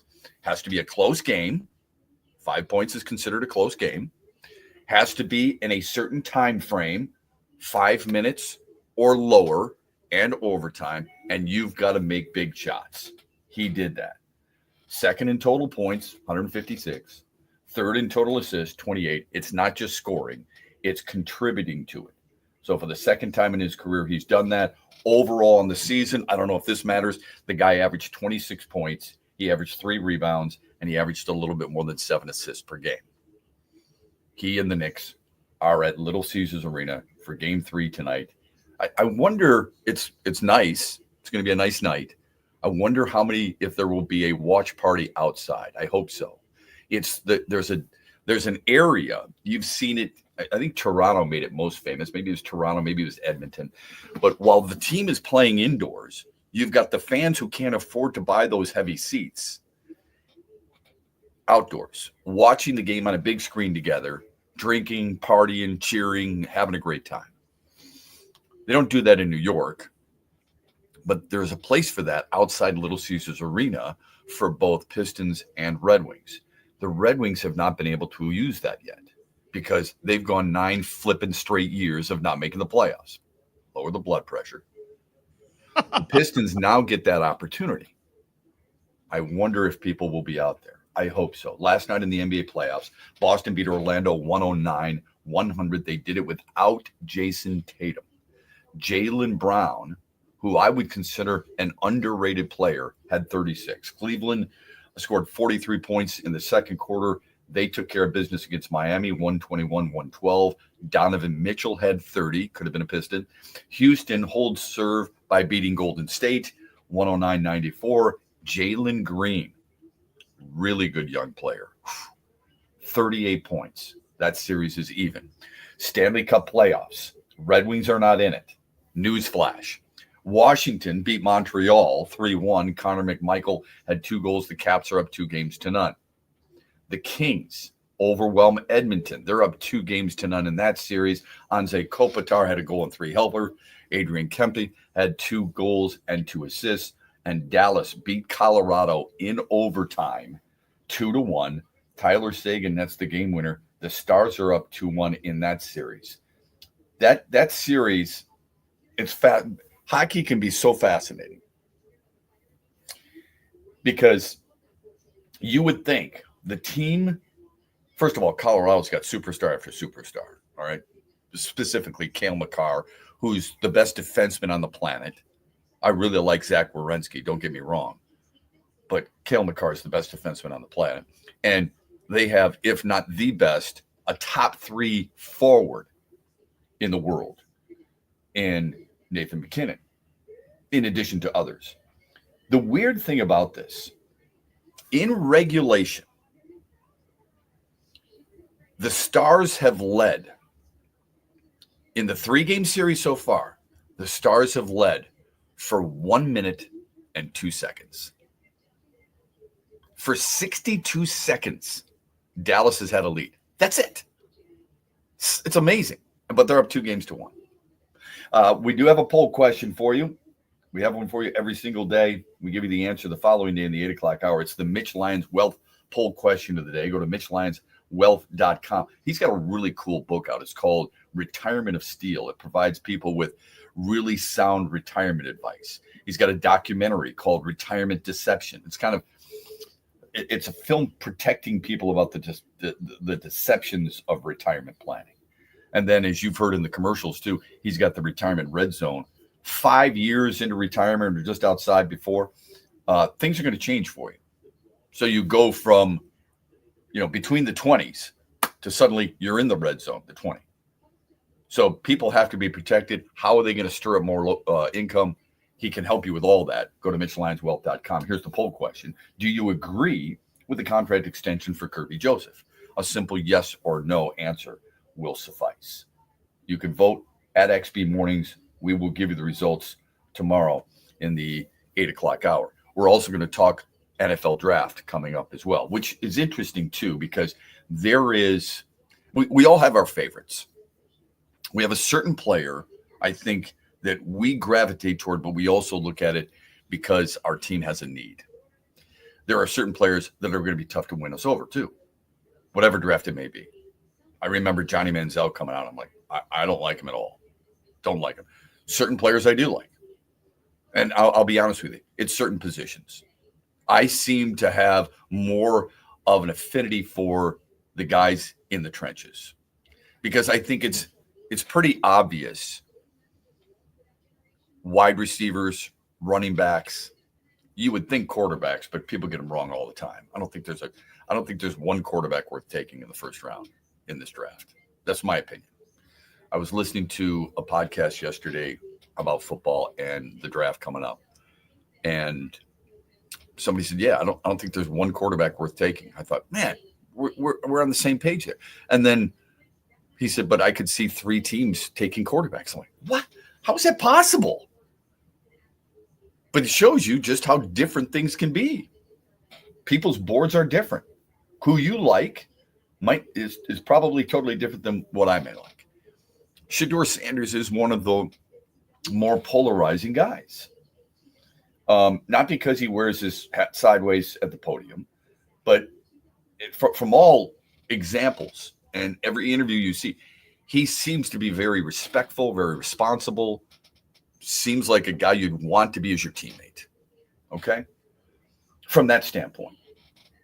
Let's not hold it against him that his number was retired at the spring game, which is, again, I think ridiculous when you're 13-12 and no big bowl wins or no wins against top 25 teams, whatever. It's more about what's he going to be like next. Okay. So if you and I are polarized on certain players, you know damn well scouts are going to be, NFL executives are going to be. there are strong opinions on him. One NFL assistant coach said this about him. He said, the worst formal interview I've seen in my life. He's entitled. He takes unnecessary sacks. He never plays on time. He has horrible body language. He blames teammates. But the biggest thing is he's not that good. Those are damning comments. That is so far off compared to what so many other people have said about him. So, for example, Mike Tomlin. You like Mike Tomlin? I like Mike Tomlin. I think he's a hell of a coach. You can't help but wonder a little bit why they haven't won in the playoffs recently, but I digress. Mike Tomlin says, there's a toughness there that doesn't get talked about enough. There's a competitive spirit there that doesn't get talked about enough. I know he's talented and made a lot of plays for his university and his team, but the intangible qualities displayed on tape were impressive to me. Now, I don't know where his draft stock is going. I've said this for a while. I wouldn't take him. I wouldn't reach for Cam Ward. I wouldn't reach for any of the other quarterbacks. I heard an evaluator yesterday say, look, if you want a starting quarterback, can these guys be a top half quarterback? And if you think they can, then you draft them in round 1. If you get the first overall pick and that quarterback turns out to be the 15th best quarterback in the league, not as a rookie, but overall, because what you're trying to do, you're trying to project how good the player is going to be, not how good he is now. If he's at his peak right now, that could be a problem. I mean, did Trevor Lawrence peak at Clemson? If he did, Jacksonville's in deep trouble. So if he's the 15th best quarterback, let's just use this year's example. If Cam Ward turns out to be the 15th best quarterback and he's taken first overall, are you okay with that? I wouldn't be. No, I'm using the first overall pick. I would not be. Not when. Is there another position on the football field where you could say, with the first overall pick, that half the league is better than him and you'd be okay with it? So Detroit drafted Aiden Hutchinson second overall, right? If I said to you, Trent, I'm taking Aiden Hutchinson. Oh, you've got some concerns? Well, I guarantee you this. When all is said and done, he's going to be at least the 15th best defensive end, but you're taking him first overall. Are you okay with that? I can't imagine many people would be. No. It'd be disappointing. Even if he comes in and is a pro for you and plays a decade, it's still underachieving based on where you. If I'm using the first overall pick, right, and I'm drafting a quarterback, I know it's different because it's such a hard position. It really is. And it's not like I'm sitting there rooting against a guy like Cam Ward. I don't know him.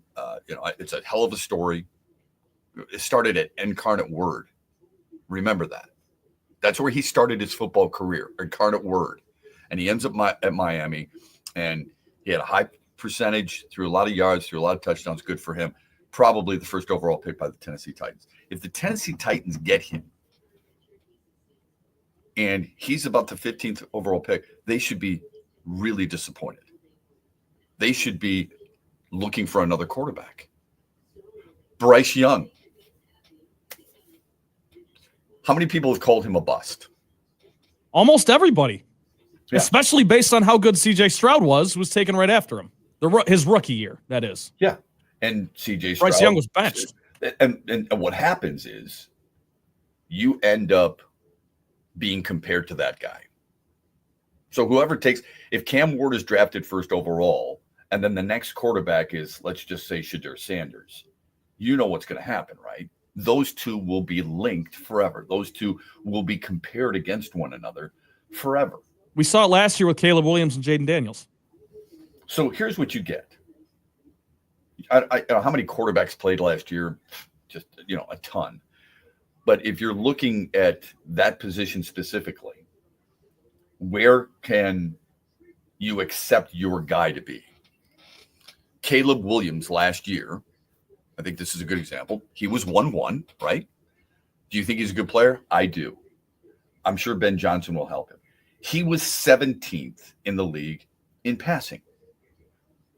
Jaden Daniels was 16th in the league in passing. We're talking about yards here, all right? I'm not trying to mix apples to oranges here. I'm trying to be consistent. Daniels had 25 touchdowns. Caleb Williams had 20. Daniels had nine interceptions. Caleb Williams had 6. Jaden Daniels completed 69% of his passes. Caleb Williams, 62.5% of his passes. Sometimes it's not always level because Caleb Williams attempted a lot more passes than Jaden Daniels did. Jaden Daniels had better players. Jaden Daniels had better linemen, for example. I mean, Caleb Williams, he got sacked 69 times. Jaden Daniels sacked 47 times. Now, there's a slight difference there. Sometimes because you are a running quarterback, you get yourself in trouble. It's not always on the offensive line.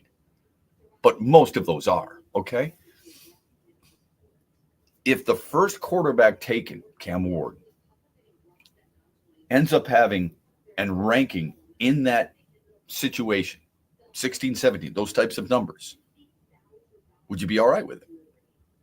If people in Tennessee are going, considering we had Will Levis, and last year Will Levis threw 13 touchdowns and 12 picks and was terrible, we would take it. Isn't that interesting? That if I said you're 15 or 16, middle of the pack, you're Jaden Daniels or Caleb Williams from a year ago. But long term, Jaden Daniels is going to be better than that. And so is Caleb Williams. I don't know if Cam Ward can do that.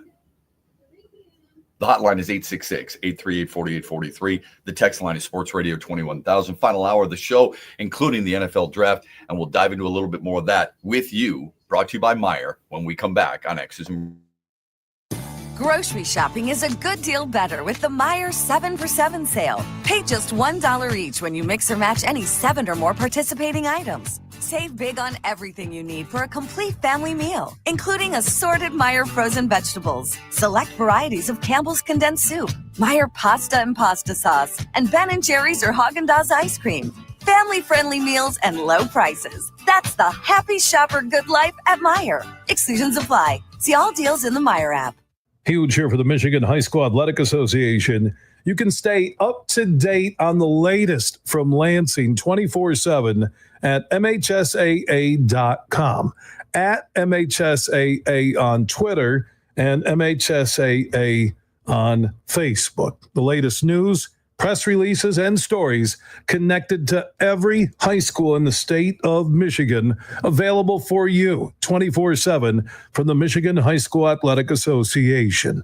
Log on to MHSAA.com, at MHSAA on Twitter, and MHSAA on Facebook. And if you're looking for archive, boys and girls, high school sports, MHSAA.TV. That's MHSAA.TV. 24/7, everything you need to know about high school sports in Michigan. Log on to MHSAA.com. Saturday, July 26th, Rock and Roll Hall of Famers, Foreigner. Live at Soaring Eagle Casino and Resort with special guests Loverboy and Night Ranger. Tickets start at $32 and are on sale now at the box office or online at etix.com. The Soaring Eagle Summer Outdoor Concert Series welcomes Foreigner with Loverboy and Night Ranger, July 26th. Showtime 7 p.m. SoaringEagleCasino.com. In the den. Spring is here, and that means one thing. Opening day on Mackinac Island. Mark your calendars for May 2nd as the ferry docks come alive, the horses return, and the island wakes up for another unforgettable season. It's Michigan's second most famous opening day. Be part of the magic. Plan your trip now and experience the charm of Mackinac Island from day one. Opening day, May 2nd. Don't miss it. This is Matt Shepard. This is the future, folks. The Tigers' young pros are establishing themselves as money players, players you can count on. Riley Green early this season, Spencer Torkelson and Kerry Carpenter throughout, and of course members of the starting pitching staff, outside of even Derek Skubal. Reese Olson took another step forward Wednesday afternoon, stifling a solid San Diego lineup to just 2 hits and no runs in 7 1/3 innings. It means Detroit has won another series, now 6 of their first 8 for the first time since 2015. They've won 10 of their first 13 home games for the first time since 2013. Impressive and fun at the same time for them and you. The Freddie the Pizza Man Foundation is dedicated to providing support to families and Michigan schools touched by autism. We invite you to join us in supporting these families and schools by making a donation at freddythepizzaman.com. With your donation, you can help provide essential resources that can make a real impact. Visit freddythepizzaman.com to make a donation and to learn more about the foundation's mission. That's FREDI thepizzaman.com. Together, we can make a difference.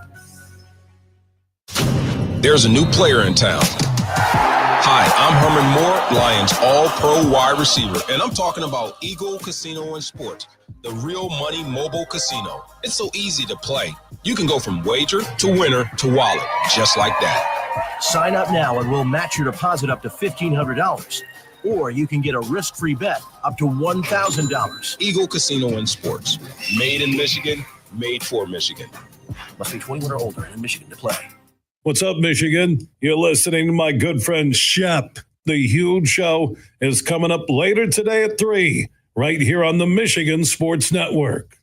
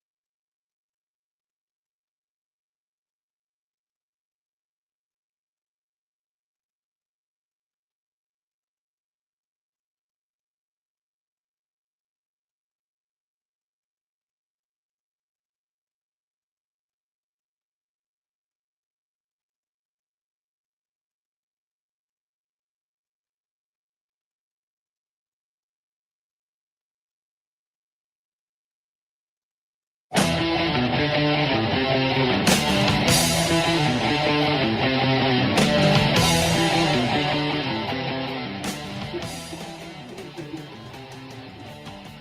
you punch us back, we're going to smile at you. And when you knock us down, we're going to get up. And on the way up, we're going to bite a kneecap off. Home run! Home run! He hit it a mile! Let's give them the keys to the Hall of Fame, but not tonight. Tonight they are in the Stanley Cup. Steve Eisenman, come get it. It feels like cool, heaven must be lying. I got one question for you, Michigan Nation. Who's got it better than us?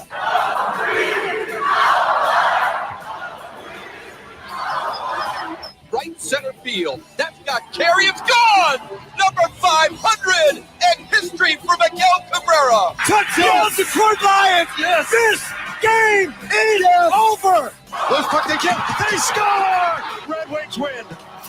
Detroit basketball. Final hour of the program. Glad you're with us on this Thursday morning. It's playoff morning. Pistons and Knicks tonight at Little Caesars Arena.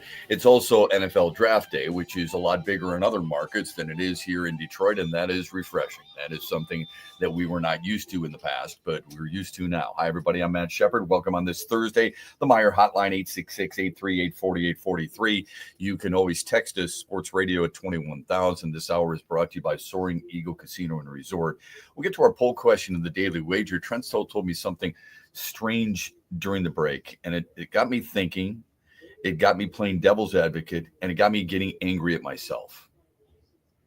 He said the Knicks are 1-point favorites at Little Caesars, and my immediate thought, it's the same reaction every fan would have. Who's a Pistons fan? What? I hope that the word disrespect isn't muttered by you, because that's ridiculous, and it's not disrespect. But usually home court in the NBA, traditionally now, is worth 2 to 3 points. So that means they think the Knicks win outright in a close game. I think Detroit wins I shouldn't say easily. I think Detroit wins. For you and I in the final box score, if you weren't watching the game, you would look at it and say, it's pretty comfortable. I think they win between 8-10 points, something like that. Could be way off. But when he said that to me, I thought to myself, man, what are they watching, or what am I missing? Perhaps I'm missing something. And then you look at it a little bit closer, and you're like, okay, the Knicks did have 51. I try to put myself in the other person's shoes. So try to picture yourself as a Knicks fan for a moment, or just reverse the roles. You don't want to do that. I don't blame you. Overrated franchise. Put the Pistons with their numbers, and then somebody saying to you what you have been saying about the Knicks. 51 wins, 7 more than your team's got. That's significant. And before you go, well, 70% of those wins are against teams under 500. 73% of your wins are against teams under 500. Before you say home court really matters, understand this. The Knicks have more road wins than the Pistons have home wins this year. And they've also been really good in close games. We just talked about clutch player of the year, Jalen Brunson. In order to win that, you have to be in a lot of close games within 5 points with 5 minutes or less. Yeah. So I'm just saying that's a reason for optimism if you're a Knicks fan. Yeah, absolutely. Right. Exactly. They're 7-3 in 3-point games. There you go. Right? Okay. They're 31-19 in 10-point games. Would you take that? I don't know what you consider to be close games. I would say 3-point games, pretty damn good. Only Boston was better in the East. Go. They were 8-3 in 3-point games. The Pistons, in case you were wondering, 8-6 in 3-point games. All right. Neither team, believe it or not, had a winning record against teams that were over 500. The Knicks didn't, and the Pistons didn't. In fact, Cleveland, Boston, and Indiana are the only teams in the East who had winning records against teams over 500. It goes back to what I've said for a while now about Indiana, who, by the way, 6-2 in close games. Not bad, right? People weren't believing in them. The people were just all over, and perhaps Milwaukee comes back and beats them. I doubt it. But people were all over, Cleveland, Boston, understood. Cleveland had the most wins in the East. Boston's the defending champions. They deserve it. They've got a lot of talent. They've got great chemistry. They've got really good coaching. And people, at least in Detroit, Pistons instead of the Knicks. I'm like, what about Indiana? That's because why? Where's the star power there? Remember, Tyrese Haliburton voted overrated. So is that a star? Do you view Pascal Siakam as a star? A lot of people don't. And Rick Carlisle went off the other day about Haliburton being the most overrated. I love that Haliburton said, look, I don't pay attention to that. And that's cool. That's what you're supposed to say. I like him. I think he's a good player. Had a double-double the other day. You're supposed to say that. But deep down inside, he's like, he's on the floor. He's guarding somebody or he's walking that ball at the floor. He's probably at some point, not all the time, but at some point, it's like, I wonder if this dude voted against me. I think I'm going to school him right now. Anyway, those are the things that I was thinking about when Trent told me this about New York being a 1-point favorite. I'm like, wow. But maybe I shouldn't be so surprised. I'm hanging my hat on the fact that Detroit has been better in at least 6 of the 8 quarters played so far. All right. And I'm being objective here. You know me. I'm an objective person. I may want my team to win all the time. Everybody does. That doesn't mean I always think they're going to win. I have no problem admitting the other team's better. I have no problem looking at the other team and going, this is going to be a tough ask. I said that about, the national championship when Michigan played Villanova. I left that film room, looked at Terry Mills, and I said, I don't think Michigan's winning this game. I said that privately. I would never say that, publicly, but at the time I'm like, Louisville, 2013, I'm like, Michigan's a better team. I think they're going to win the national championship this year. Desperately wanted it. And I know, I get it. Best team doesn't always win. We've said that time and time again. I mentioned the Dallas-Colorado series. I mean, how do the Dallas Stars lead for 62 seconds for the entire series and be up 2-1? These things happen, especially in hockey. But in basketball, I can admit the other team's better. I'm falling back to the fact that, the Pistons won 3 out of 4 against New York during the regular season. Folks, if you and I say that, then why do we give any credence to believing that the postseason is different? That's what people keep telling us. The playoffs are different, Shep. Well, if the playoffs are different, then shouldn't you throw the regular season meeting against one another right out the flipping window? Yeah, you should. Then stop using that as your basis. The basis should be how they have played in the first 2 games. And Detroit has been the better team, period. And you say 6 out of 8 quarters. I say at least 80 of the 96 minutes, tit for tat. The Pistons just doing better. We're looking at almost a 5-minute stretch where it was a 21-0 run. And that's convenient for us to say that. And that's really not true. There are other aspects. There are other runs. There are other moments where New York was better.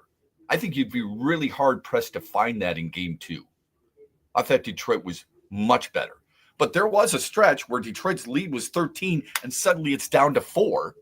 So don't tell me that, and I'm not saying you, I'm saying more me. Yeah. Don't tell me that, Detroit it's been blatantly obvious for every single quarter and every single minute. No, Game 2 got tied. Game 2 was tied down the stretch till Dennis Schroeder hit the big 3. So there you go. Yeah. So there was a 13. This is going to happen. Not every game is going to be OKC blowing the doors off their first round opponent. 50 points or whatever it was. 49. Against Memphis, it was 51, right? And then they turn around and they scorch them again. But here's the thing, Shep. I don't think anyone would argue that the Pistons should be like 6-point favorites in this game. I just, if anything, think it should be flipped. They should be 1-point favorites. You want to make it close to a pick 'em? That's fine. There's no reason they should be underdogs in Game 3 at home. Why does it matter? It really doesn't. Okay. Because you and I are both confident they're going to win. So at the end of the day, there you go. I'm confident they're going to win. I don't. Vegas is usually pretty damn good. Yeah. Right. We understand that. The people know what they're doing. People at Soaring Eagle Casino Resort know what the hell they're doing when it comes to this stuff too. I don't look at it like the be all end all and that we should be completely offended. It's one flipping point.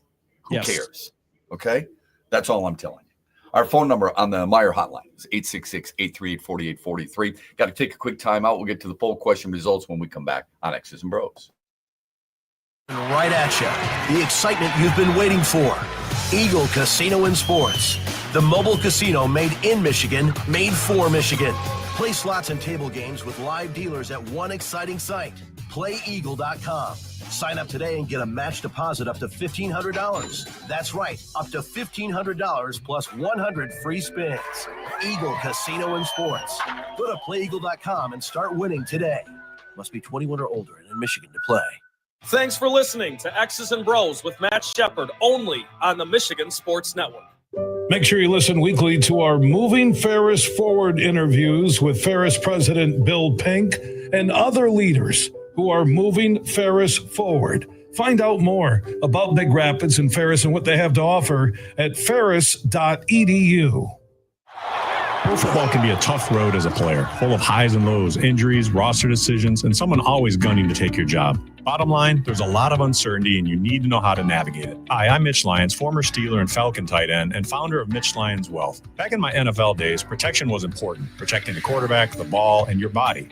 Retirement is no different. When you're in the retirement red zone, you need a retirement of steel. A retirement protected from a tumultuous stock market with an income that never stops and can only increase. You can get growth tied to the stock market without putting your nest egg in jeopardy.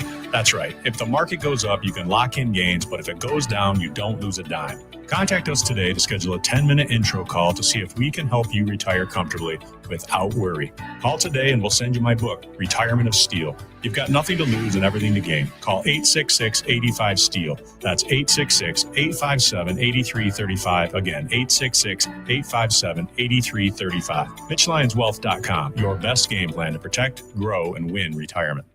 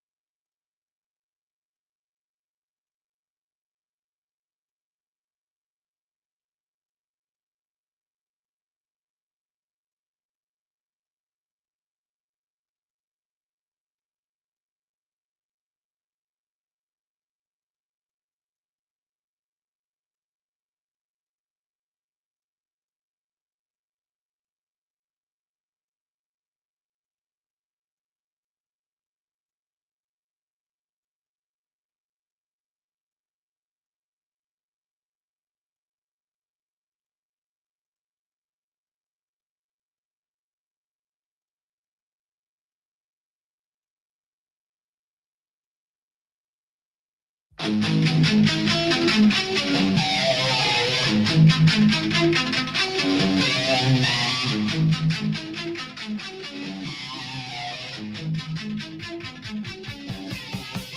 you damn right we're not talking about love. We're talking about basketball. We're talking about the NFL.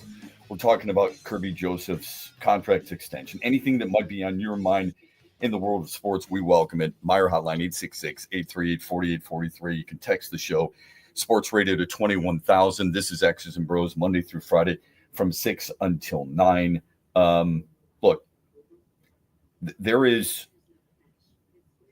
are certain teams that give you confidence. When you start to have that confidence is really up to you, the individual. I would guess most people, when Tarek Skubal's on the mound for the Tigers, you feel pretty confident. In certain situations with a player at the plate, a player at the free throw line, a player in net, you feel pretty good. Maybe the Knicks feel that way about the clutch player of the year in Jalen Brunson. I don't know. This Pistons team, and maybe it's the matchup, this Pistons team, I think, the more it plays, the more it invokes confidence in just about every Piston fan out there. And that's why I always go back to, hey, expectations change. There's a confidence about this team in which it plays, and now the confidence you have in them. Like, I think Trajan Langdon is getting close to a moment. It's not there yet. It's probably another year away of being in the Brad Holmes category. Brad Holmes does something tonight that is different than you originally thought they were going to do, because you've read all these mock drafts from Yahoo and Sporting News and SI and ESPN and CBS Sports and all these different NFL.com. He does something different off the board, and you're like, whew. I did not see Kenneth Grant going to Detroit at 28. But in Brad Holmes, we trust. Right. Trajan Langdon, because of what he's done so far, and JB Bickerstaff, are getting close to what Dan Campbell and Brad Holmes have built together. I don't think that's a far-fetched take by any stretch. It's going to take another year. It's going to take another interesting move in the offseason, a player elevating his play. Like, let's say Jaden Ivey next year just goes off and starts being the guy you're like, oh my goodness. You're going to give JB Bickerstaff a lot of credit for that. The different moves that Trajan Langdon made, like, it'll be interesting to see what they do with Malik Beasley, don't you think? I do. What do they do with Dennis Schroeder? Really big pickup, like a pickup that isn't getting enough mention. We talk about the three shooters all the time, Harris, Hardaway, and Beasley, because they've been with the Pistons the whole time. But the Dennis Schroeder move was, okay, I'll bite. Shrewd. Well done. They do clever. That. They do that again. Something similar to that. Doesn't have to be the impact, but somebody you see as fitting in with culture, fitting in that locker room, being a contributor, being consistent. They're going to venture into that territory. Not saying they're there now, but they're going to venture into the Brad Holmes, Dan Campbell territory. They're establishing that. They're following the same. It's a different sport, but it can transcend sports. No doubt. Absolutely. I think people feel that way about AJ Hinch. I don't know if they feel it about Scott Harris yet. Probably not yet. Probably because of the free agents that he signed. Not huge fans of it. None of them really move the needle, you know. But Glaber Torres has had a nice year. Okay. Look, I'll be the first to admit, and I'll be the first to admit I'm wrong if he works out. I didn't like it, but he's looked good offensively. Okay. He's a quiet guy, but he's really looked good offensively. I like the Tommy Canely. Tommy Canely is a different bird, but he's an aggressive, hard-nosed guy. That's good. Okay. You need that out of your bullpen. I think more people with the Tigers look more at their farm system. You're trying to find that with the Red Wings. I think Todd McClellan's the right guy. The question mark is, whether or not Steve Yzerman and his staff can evaluate NHL talent and how it fits into a system. because they haven't done a very good job with that yet. Not the free agents. You'd be hard-pressed to find somebody support him on that. His draft picks, yes. His free agent signings, no. I think they're getting there. It's 1 year. It's not fair to come to a conclusion yet for them or you or I, but I think they're getting there. All right, let's get to, speaking of getting there, let's get to the final results of the poll question. The Mitch Lyons Wealth poll question of the day. Go to MitchLyonsWealth.com. Check out the various things that he's got going for you, like the retirement red zone. About 5 years before and into retirement times, things will change. This helps people protect and create more income. Go to MitchLyonsWealth.com. Here's what we asked you yesterday. What's been the best sports story in the state? Pistons playoff run, MSU hoops and hockey winning the Big Ten title, Western Michigan winning the hockey national championship, or the Lions for the first time in their history being the number 1 seed in the NFC. What won out? No surprise here. 43% say Western Michigan winning the national championship. 31% say the Pistons in the playoffs, which beat out the Lions that got 20%, and my Spartans with just 6% of the vote. But I think that's the right answer. Western Michigan winning the Natty. I think it's I do. I think that's the right answer. It's not that I'm surprised about the 6% because, of course, there are going to be certain people who went to different schools who said that they're not going to vote for that, no matter what. But that is a rarity. Okay, there's not many schools that can do that. Penn State, with all due respect, they can't do what Michigan State did. Minnesota cannot do what Michigan State did. Ohio State could. Michigan obviously could. Wisconsin, maybe, but you're right. It's slim pickings. Both traditions in Wisconsin, both hockey and basketball, are pretty strong. Yeah. So yes, Wisconsin could. And I know I've limited because there's not that many Big Ten schools that it's not like Northwestern or Illinois can do it because they don't have a hockey program. But I think what they did that's pretty special, pretty damn good. The kids who are graduating from East Lansing this year can at least look back and say they've had some really fun sports experiences. I know the football program has it, but from a basketball and now the hockey program that is back to national prominence, pretty impressive stuff. So I appreciate you voting on the poll question. Again, we have one out there for you right now, that Mitch Lyons Wealth poll question. Do you agree with the contract extension for Kirby Joseph? It's a simple yes or no response. Follow us on Twitter at XB Mornings and vote as often as you like, and we'll give you the results in the 8 o'clock hour tomorrow here on X's and Bros. All right, the daily wager from yesterday and the daily wager for today. I assume the daily wager tonight will be something regarding the Pistons and Knicks, but I could be wrong. I doubt he's dipping into the hockey realm. I doubt he's going anywhere else in the NBA, but I've been wrong before. Maybe it's on who the Lions will take in the draft. Let's see what it is. What was the daily wager yesterday? How did you do? And what do you have for us tonight? Yesterday, we had Tigers over 4.5 runs, and thanks to a big 8th inning, we hit that over with the Tigers. So we're having a good week. We're 2-1. I'm going to take the bait tonight. I'm taking Pistons +1, Shep. I wouldn't be surprised at all if this line even moves and it closes at Pistons either favorites or just a straight up pick 'em where it's even money on both sides. I can't believe the Pistons are dogs tonight. I think they're going to win. You think they're going to win. I think they win rather comfortably. I'm with you. So I'll take the +1 all day long. Okay, that's the daily wager. It's brought to you by our friends at Soaring Eagle Casino and Resort. Make sure you go to their sports book, Ascend. Great burgers, cold drinks, good people. It's Soaring Eagle Casino and Resort. And when we come back, we'll talk a little bit about the NFL draft, some of the names associated with the Lions as you get ready to watch them after the Pistons win in Game 3 tonight here on X's and Bros on a Thursday morning.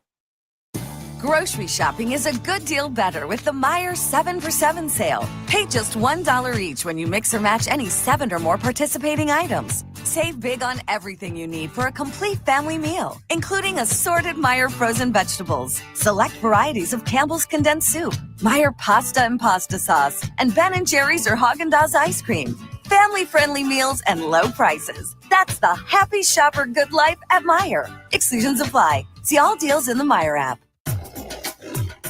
In the den. Spring is here, and that means one thing. Opening day on Mackinac Island. Mark your calendars for May 2nd as the ferry docks come alive, the horses return, and the island wakes up for another unforgettable season. It's Michigan's second most famous opening day. Be part of the magic. Plan your trip now and experience the charm of Mackinac Island from day one. Opening day, May 2nd. Don't miss it. This is Matt Shepard. This is the future, folks. The Tigers' young pros are establishing themselves as money players, players you can count on. Riley Green early this season, Spencer Torkelson and Kerry Carpenter throughout, and of course members of the starting pitching staff, outside of even Derek Skubal. Reese Olson took another step forward Wednesday afternoon, stifling a solid San Diego lineup to just 2 hits and no runs in 7 1/3 innings. It means Detroit has won another series, now 6 of their first 8 for the first time since 2015. They've won 10 of their first 13 home games for the first time since 2013. Impressive and fun at the same time for them and you. Make sure you listen weekly to our Moving Ferris Forward interviews with Ferris President Bill Pink and other leaders who are moving Ferris forward. Find out more about Big Rapids and Ferris and what they have to offer at ferris.edu. No sticks, no pucks, no goals, and no holds barred. It's Bare Knuckles Ice Walks, coming to Soaring Eagle Casino and Resort Saturday, June 14th. 900 square foot ice box, 90-second rounds, 2 combat fighters, and they're on skates. Bare Knuckles Ice Walks. Tickets starting at $50. On sale now at the box office or etix.com. History in the making. June 14th at Soaring Eagle. Doors at 6. Show at SoaringEagleCasino.com. Bare Knuckles Ice Walks. Who needs a pub? What's up, Michigan? You're listening to Shep. Don't forget the huge show later today at 3 on the Michigan Sports Network.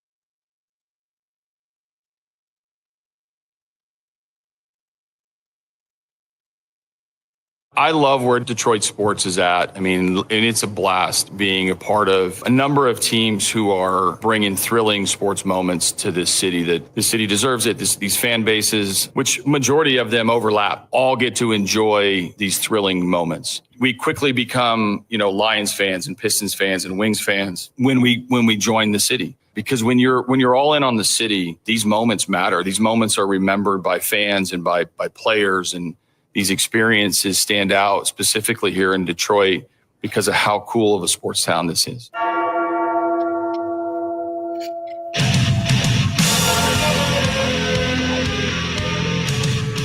AJ Hinch, no doubt he'll be watching Pistons and Knicks tonight. Oftentimes when you used to sit with him at this day, I would say, who do you think the Lions should take? You just try to go off the beaten path. Not everything has got to be about baseball. I was talking with Dan Petrie last night, and I said to him, hey, listen, when you see Riley, when you see Torkelson, you see Carpenter, tell those guys I said hello. Parker Meadows, got close with those guys. Tell them I said hello, and I'm rooting for them. I text them once in a while, but I don't want to be too burdensome to the players because. But he says, yeah, I'll do that. What the thing I used to enjoy with those players is talking to them about things other than baseball. The boring thing is, hey, what were you looking for on that 2-1 slider?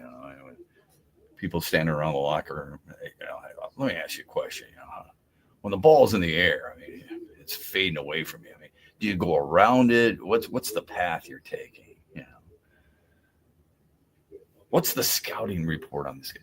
I try to talk about different things, cultural things, sometimes religious things with Kerry Carpenter, for example, other things, all right, outside of baseball. I really enjoyed it. But you would sit with AJ Hinch, you'd say, so the NFL draft's tonight, and, when you were at Stanford, who were some of the best? I don't want to talk about football. I care about baseball. He was so zoned in, just strictly on baseball. So you weren't going to get him to budge there. But now, because of the success of the Pistons, because of the success of the Lions, you can't help but at least take note of what some of the other sports are doing in this town. He mentioned the Red Wings only because his owner owns both teams. You get the draft tonight in Green Bay, Wisconsin.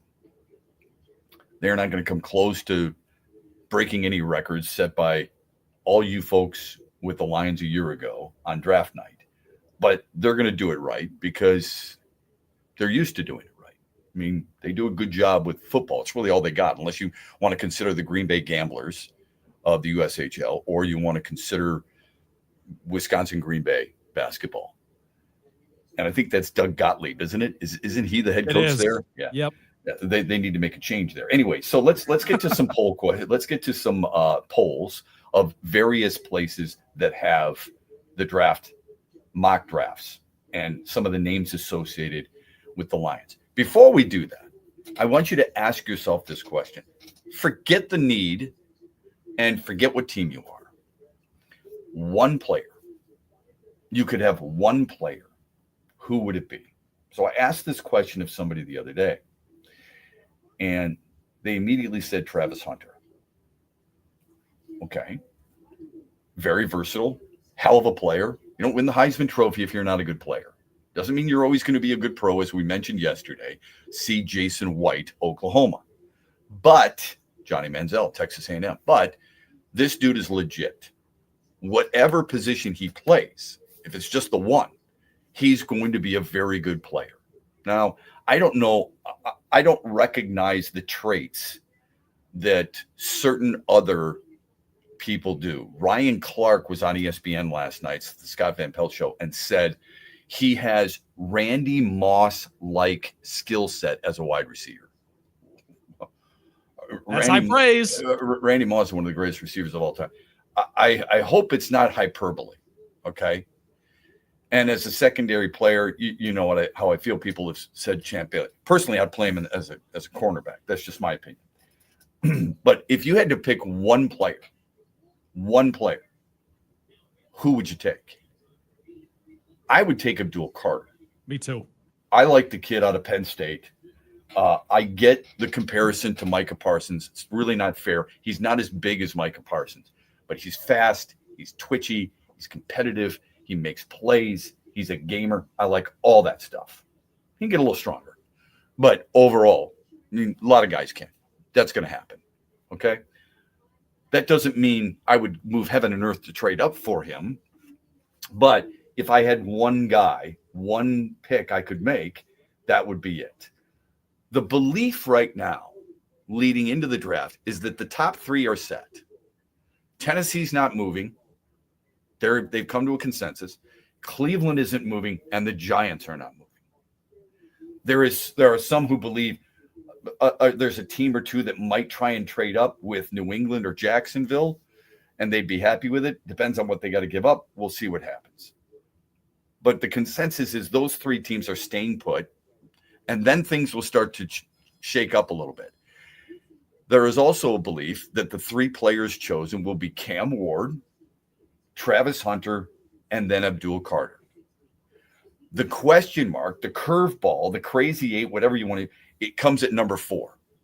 Is New England going to draft Will Campbell? He's the tackle out of LSU, who some say doesn't have as long arms as you need to have. But he's versatile, and they can always move him inside. They can move him to right tackle. If he doesn't work out at left tackle, they can move him to guard and be happy with it.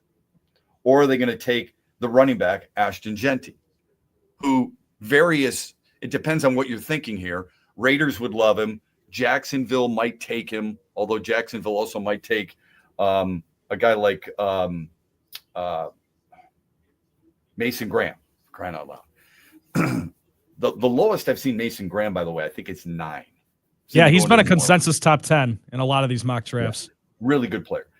So let's look at some of these mock drafts just to give you some names as you go into the draft tonight, because let's face it, I know you got Pistons on your mind, and you should. The Lions at number 28, depending on which mock draft you look at, ESPN has them taking James Pierce. He's the outside linebacker / defensive end, if you will, for Tennessee. Here's what oftentimes I wonder, though. Are people using this strictly because they need a pass rusher? The need is they need a pass rusher, so they're going to pencil somebody in there. I don't know if that's necessarily fair. But look, it is a need. You and I both know that. Pierce is a hell of a player. I saw somebody say he could be the next Lawrence Taylor. I'm like, relax. Take it easy for a minute, all right? We don't always have to compare guys to the greatest players who've ever played. Legends. Yeah. I mean, you could make the argument that Lawrence Taylor is the greatest defensive player of all time. Reggie White's in that conversation too, other players, but he's in that conversation. You don't have to go that far. So anyway, that's what ESPN has. If you go to Yahoo Sports, and I think Charles Robinson does a really good job as a writer for Yahoo. He doesn't do a mock draft, but I'm sure he's a contributor to it. They have Shamar Stewart. He's the edge rusher from Texas A&M. Again, each time you're reading these things, everybody's bringing up the Lions need somebody opposite of Aiden Hutchinson, which is fine. It's not that that's wrong, because they do, but it doesn't mean that's who you draft. It doesn't mean that's where you go. Those guys are impactful players. For the most part, they are both considered first-round picks. Like if a guy so I'd ask you this. If Jahad Campbell, who's the outstanding linebacker from Alabama, an absolute beast, tremendous player, would you have a problem if they drafted him? If he fell, would you have a problem them drafting him? See, when a player's when there's a really high-end player and they fall, the assumption is all these teams know something that nobody else does. And if your team takes them, oh boy, what are you doing? I liken back to 1983 and Dan Marino. Oh, look at all these beliefs that Dan Marino was doing drugs at Pittsburgh. Guess what? I mean, Pittsburgh, the Steelers had a chance to take him. A hometown kid had a chance to take him. High energy, high level of performance, and they passed on him. I think Miami's pretty happy about it, right? He's a Hall of Fame quarterback. He's an unbelievable player. Those people were wrong. Not just because there's a consensus doesn't mean that consensus is correct.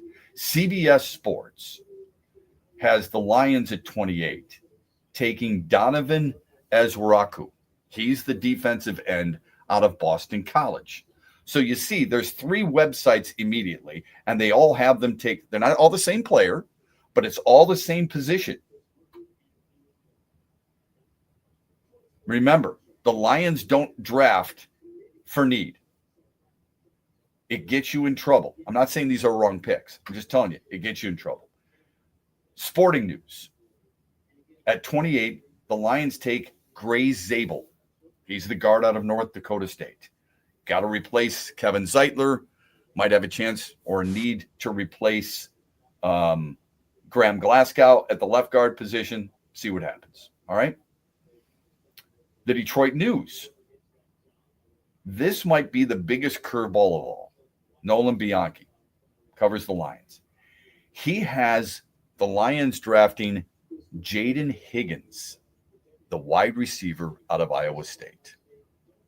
So let me read the local part here. I'm guessing this is not the player or position you expected to see for the Lions, but allow me to explain, he writes. After going offensive, defensive line for most of my Lions mock picks thus far, I did my best to get inside the mind of general manager Brad Holmes. He's only going to take a player he has conviction on, and there might not be any entrenched players who fit that bill at this point. When you watch Higgins' tape, it's easy to believe in this player. 6'4", 214 pounds, moves with tremendous fluidity, getting in and out of breaks quickly, and remaining a threat with the ball in his hands. Field awareness is a different level. He's physical. He fights through contact, tested well at the combine, put up big numbers at Iowa State. The potential to be one of the steals of the draft. I've yet to hear a bad word about his personality throughout the entire draft process.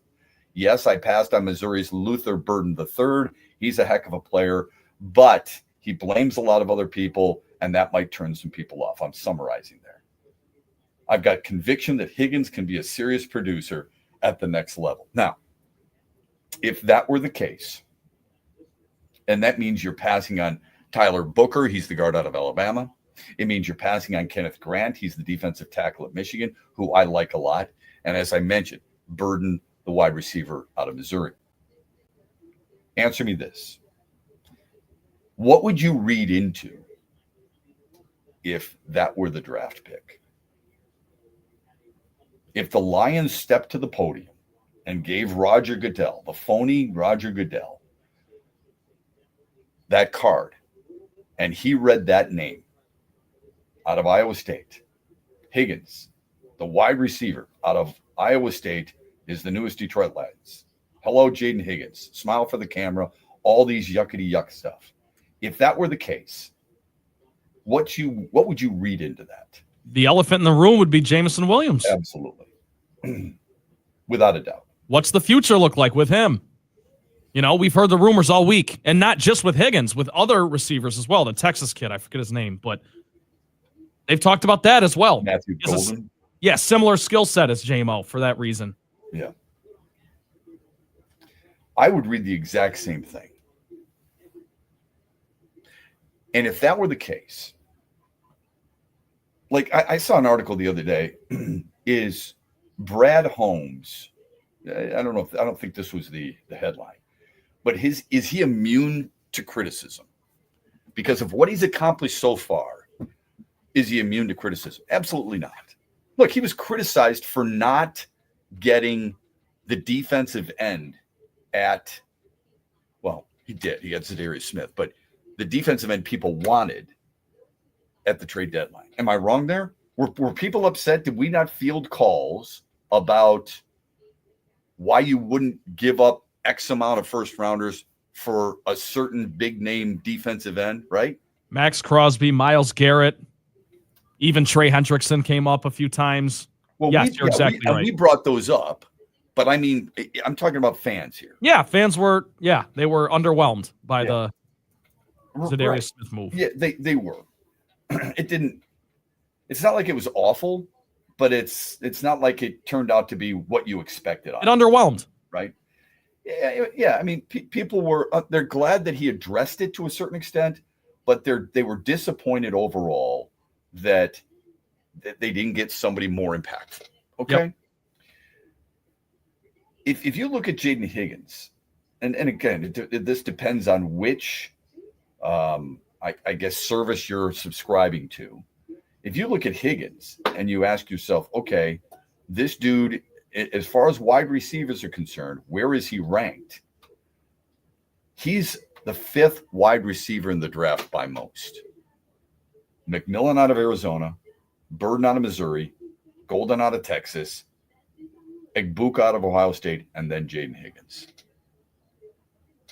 Again, that's one, I think, very reputable prospect ranking. We're talking about each position. When you're drafting 28th, so we were talking about this with the quarterbacks earlier, right? When you're drafting 28th, what is it you're expecting? If you're drafting 1, you expect that quarterback, Cam Ward in this case with Tennessee, to be in the top half of the league. Defensive end wise, if you got a chance for a guy like Michael Williams, he's the guy I want. We're sold on one guy. For some reason or another, we have this mindset going into a draft. This dude is 6'5". He's 260 pounds. He is an absolute monster. He's got really good work ethic. He's got a good arsenal. He's got the pedigrees behind him, freshman All-American, second team All-SEC as a sophomore. He's got all the things that you could possibly want. Big frame, works well with his hands, plays in a tough conference, plays against really good skill, and yet still really productive. That's the guy I'm married to. Who's the guy you're married to? Got to have him. Want to see him in Honolulu blue and silver. Who is it? Give me the name. You got to have an idea. And if it's not, and it doesn't have to be the position of need. That's what I want you to think about as you get ready for the draft tonight. If that guy's there, and then you'll be able to follow that dude for his career, like I did for DeCastro and like I did for Zeitler when I was really infatuated with those guys, and they turned out to be really good. That's the guy I want you to think about tonight. After you watch the Pistons win, I want you to think about that as you get ready for the NFL draft, watching it tonight at pick number 28. Thanks for listening. We appreciate it as always. We always thank our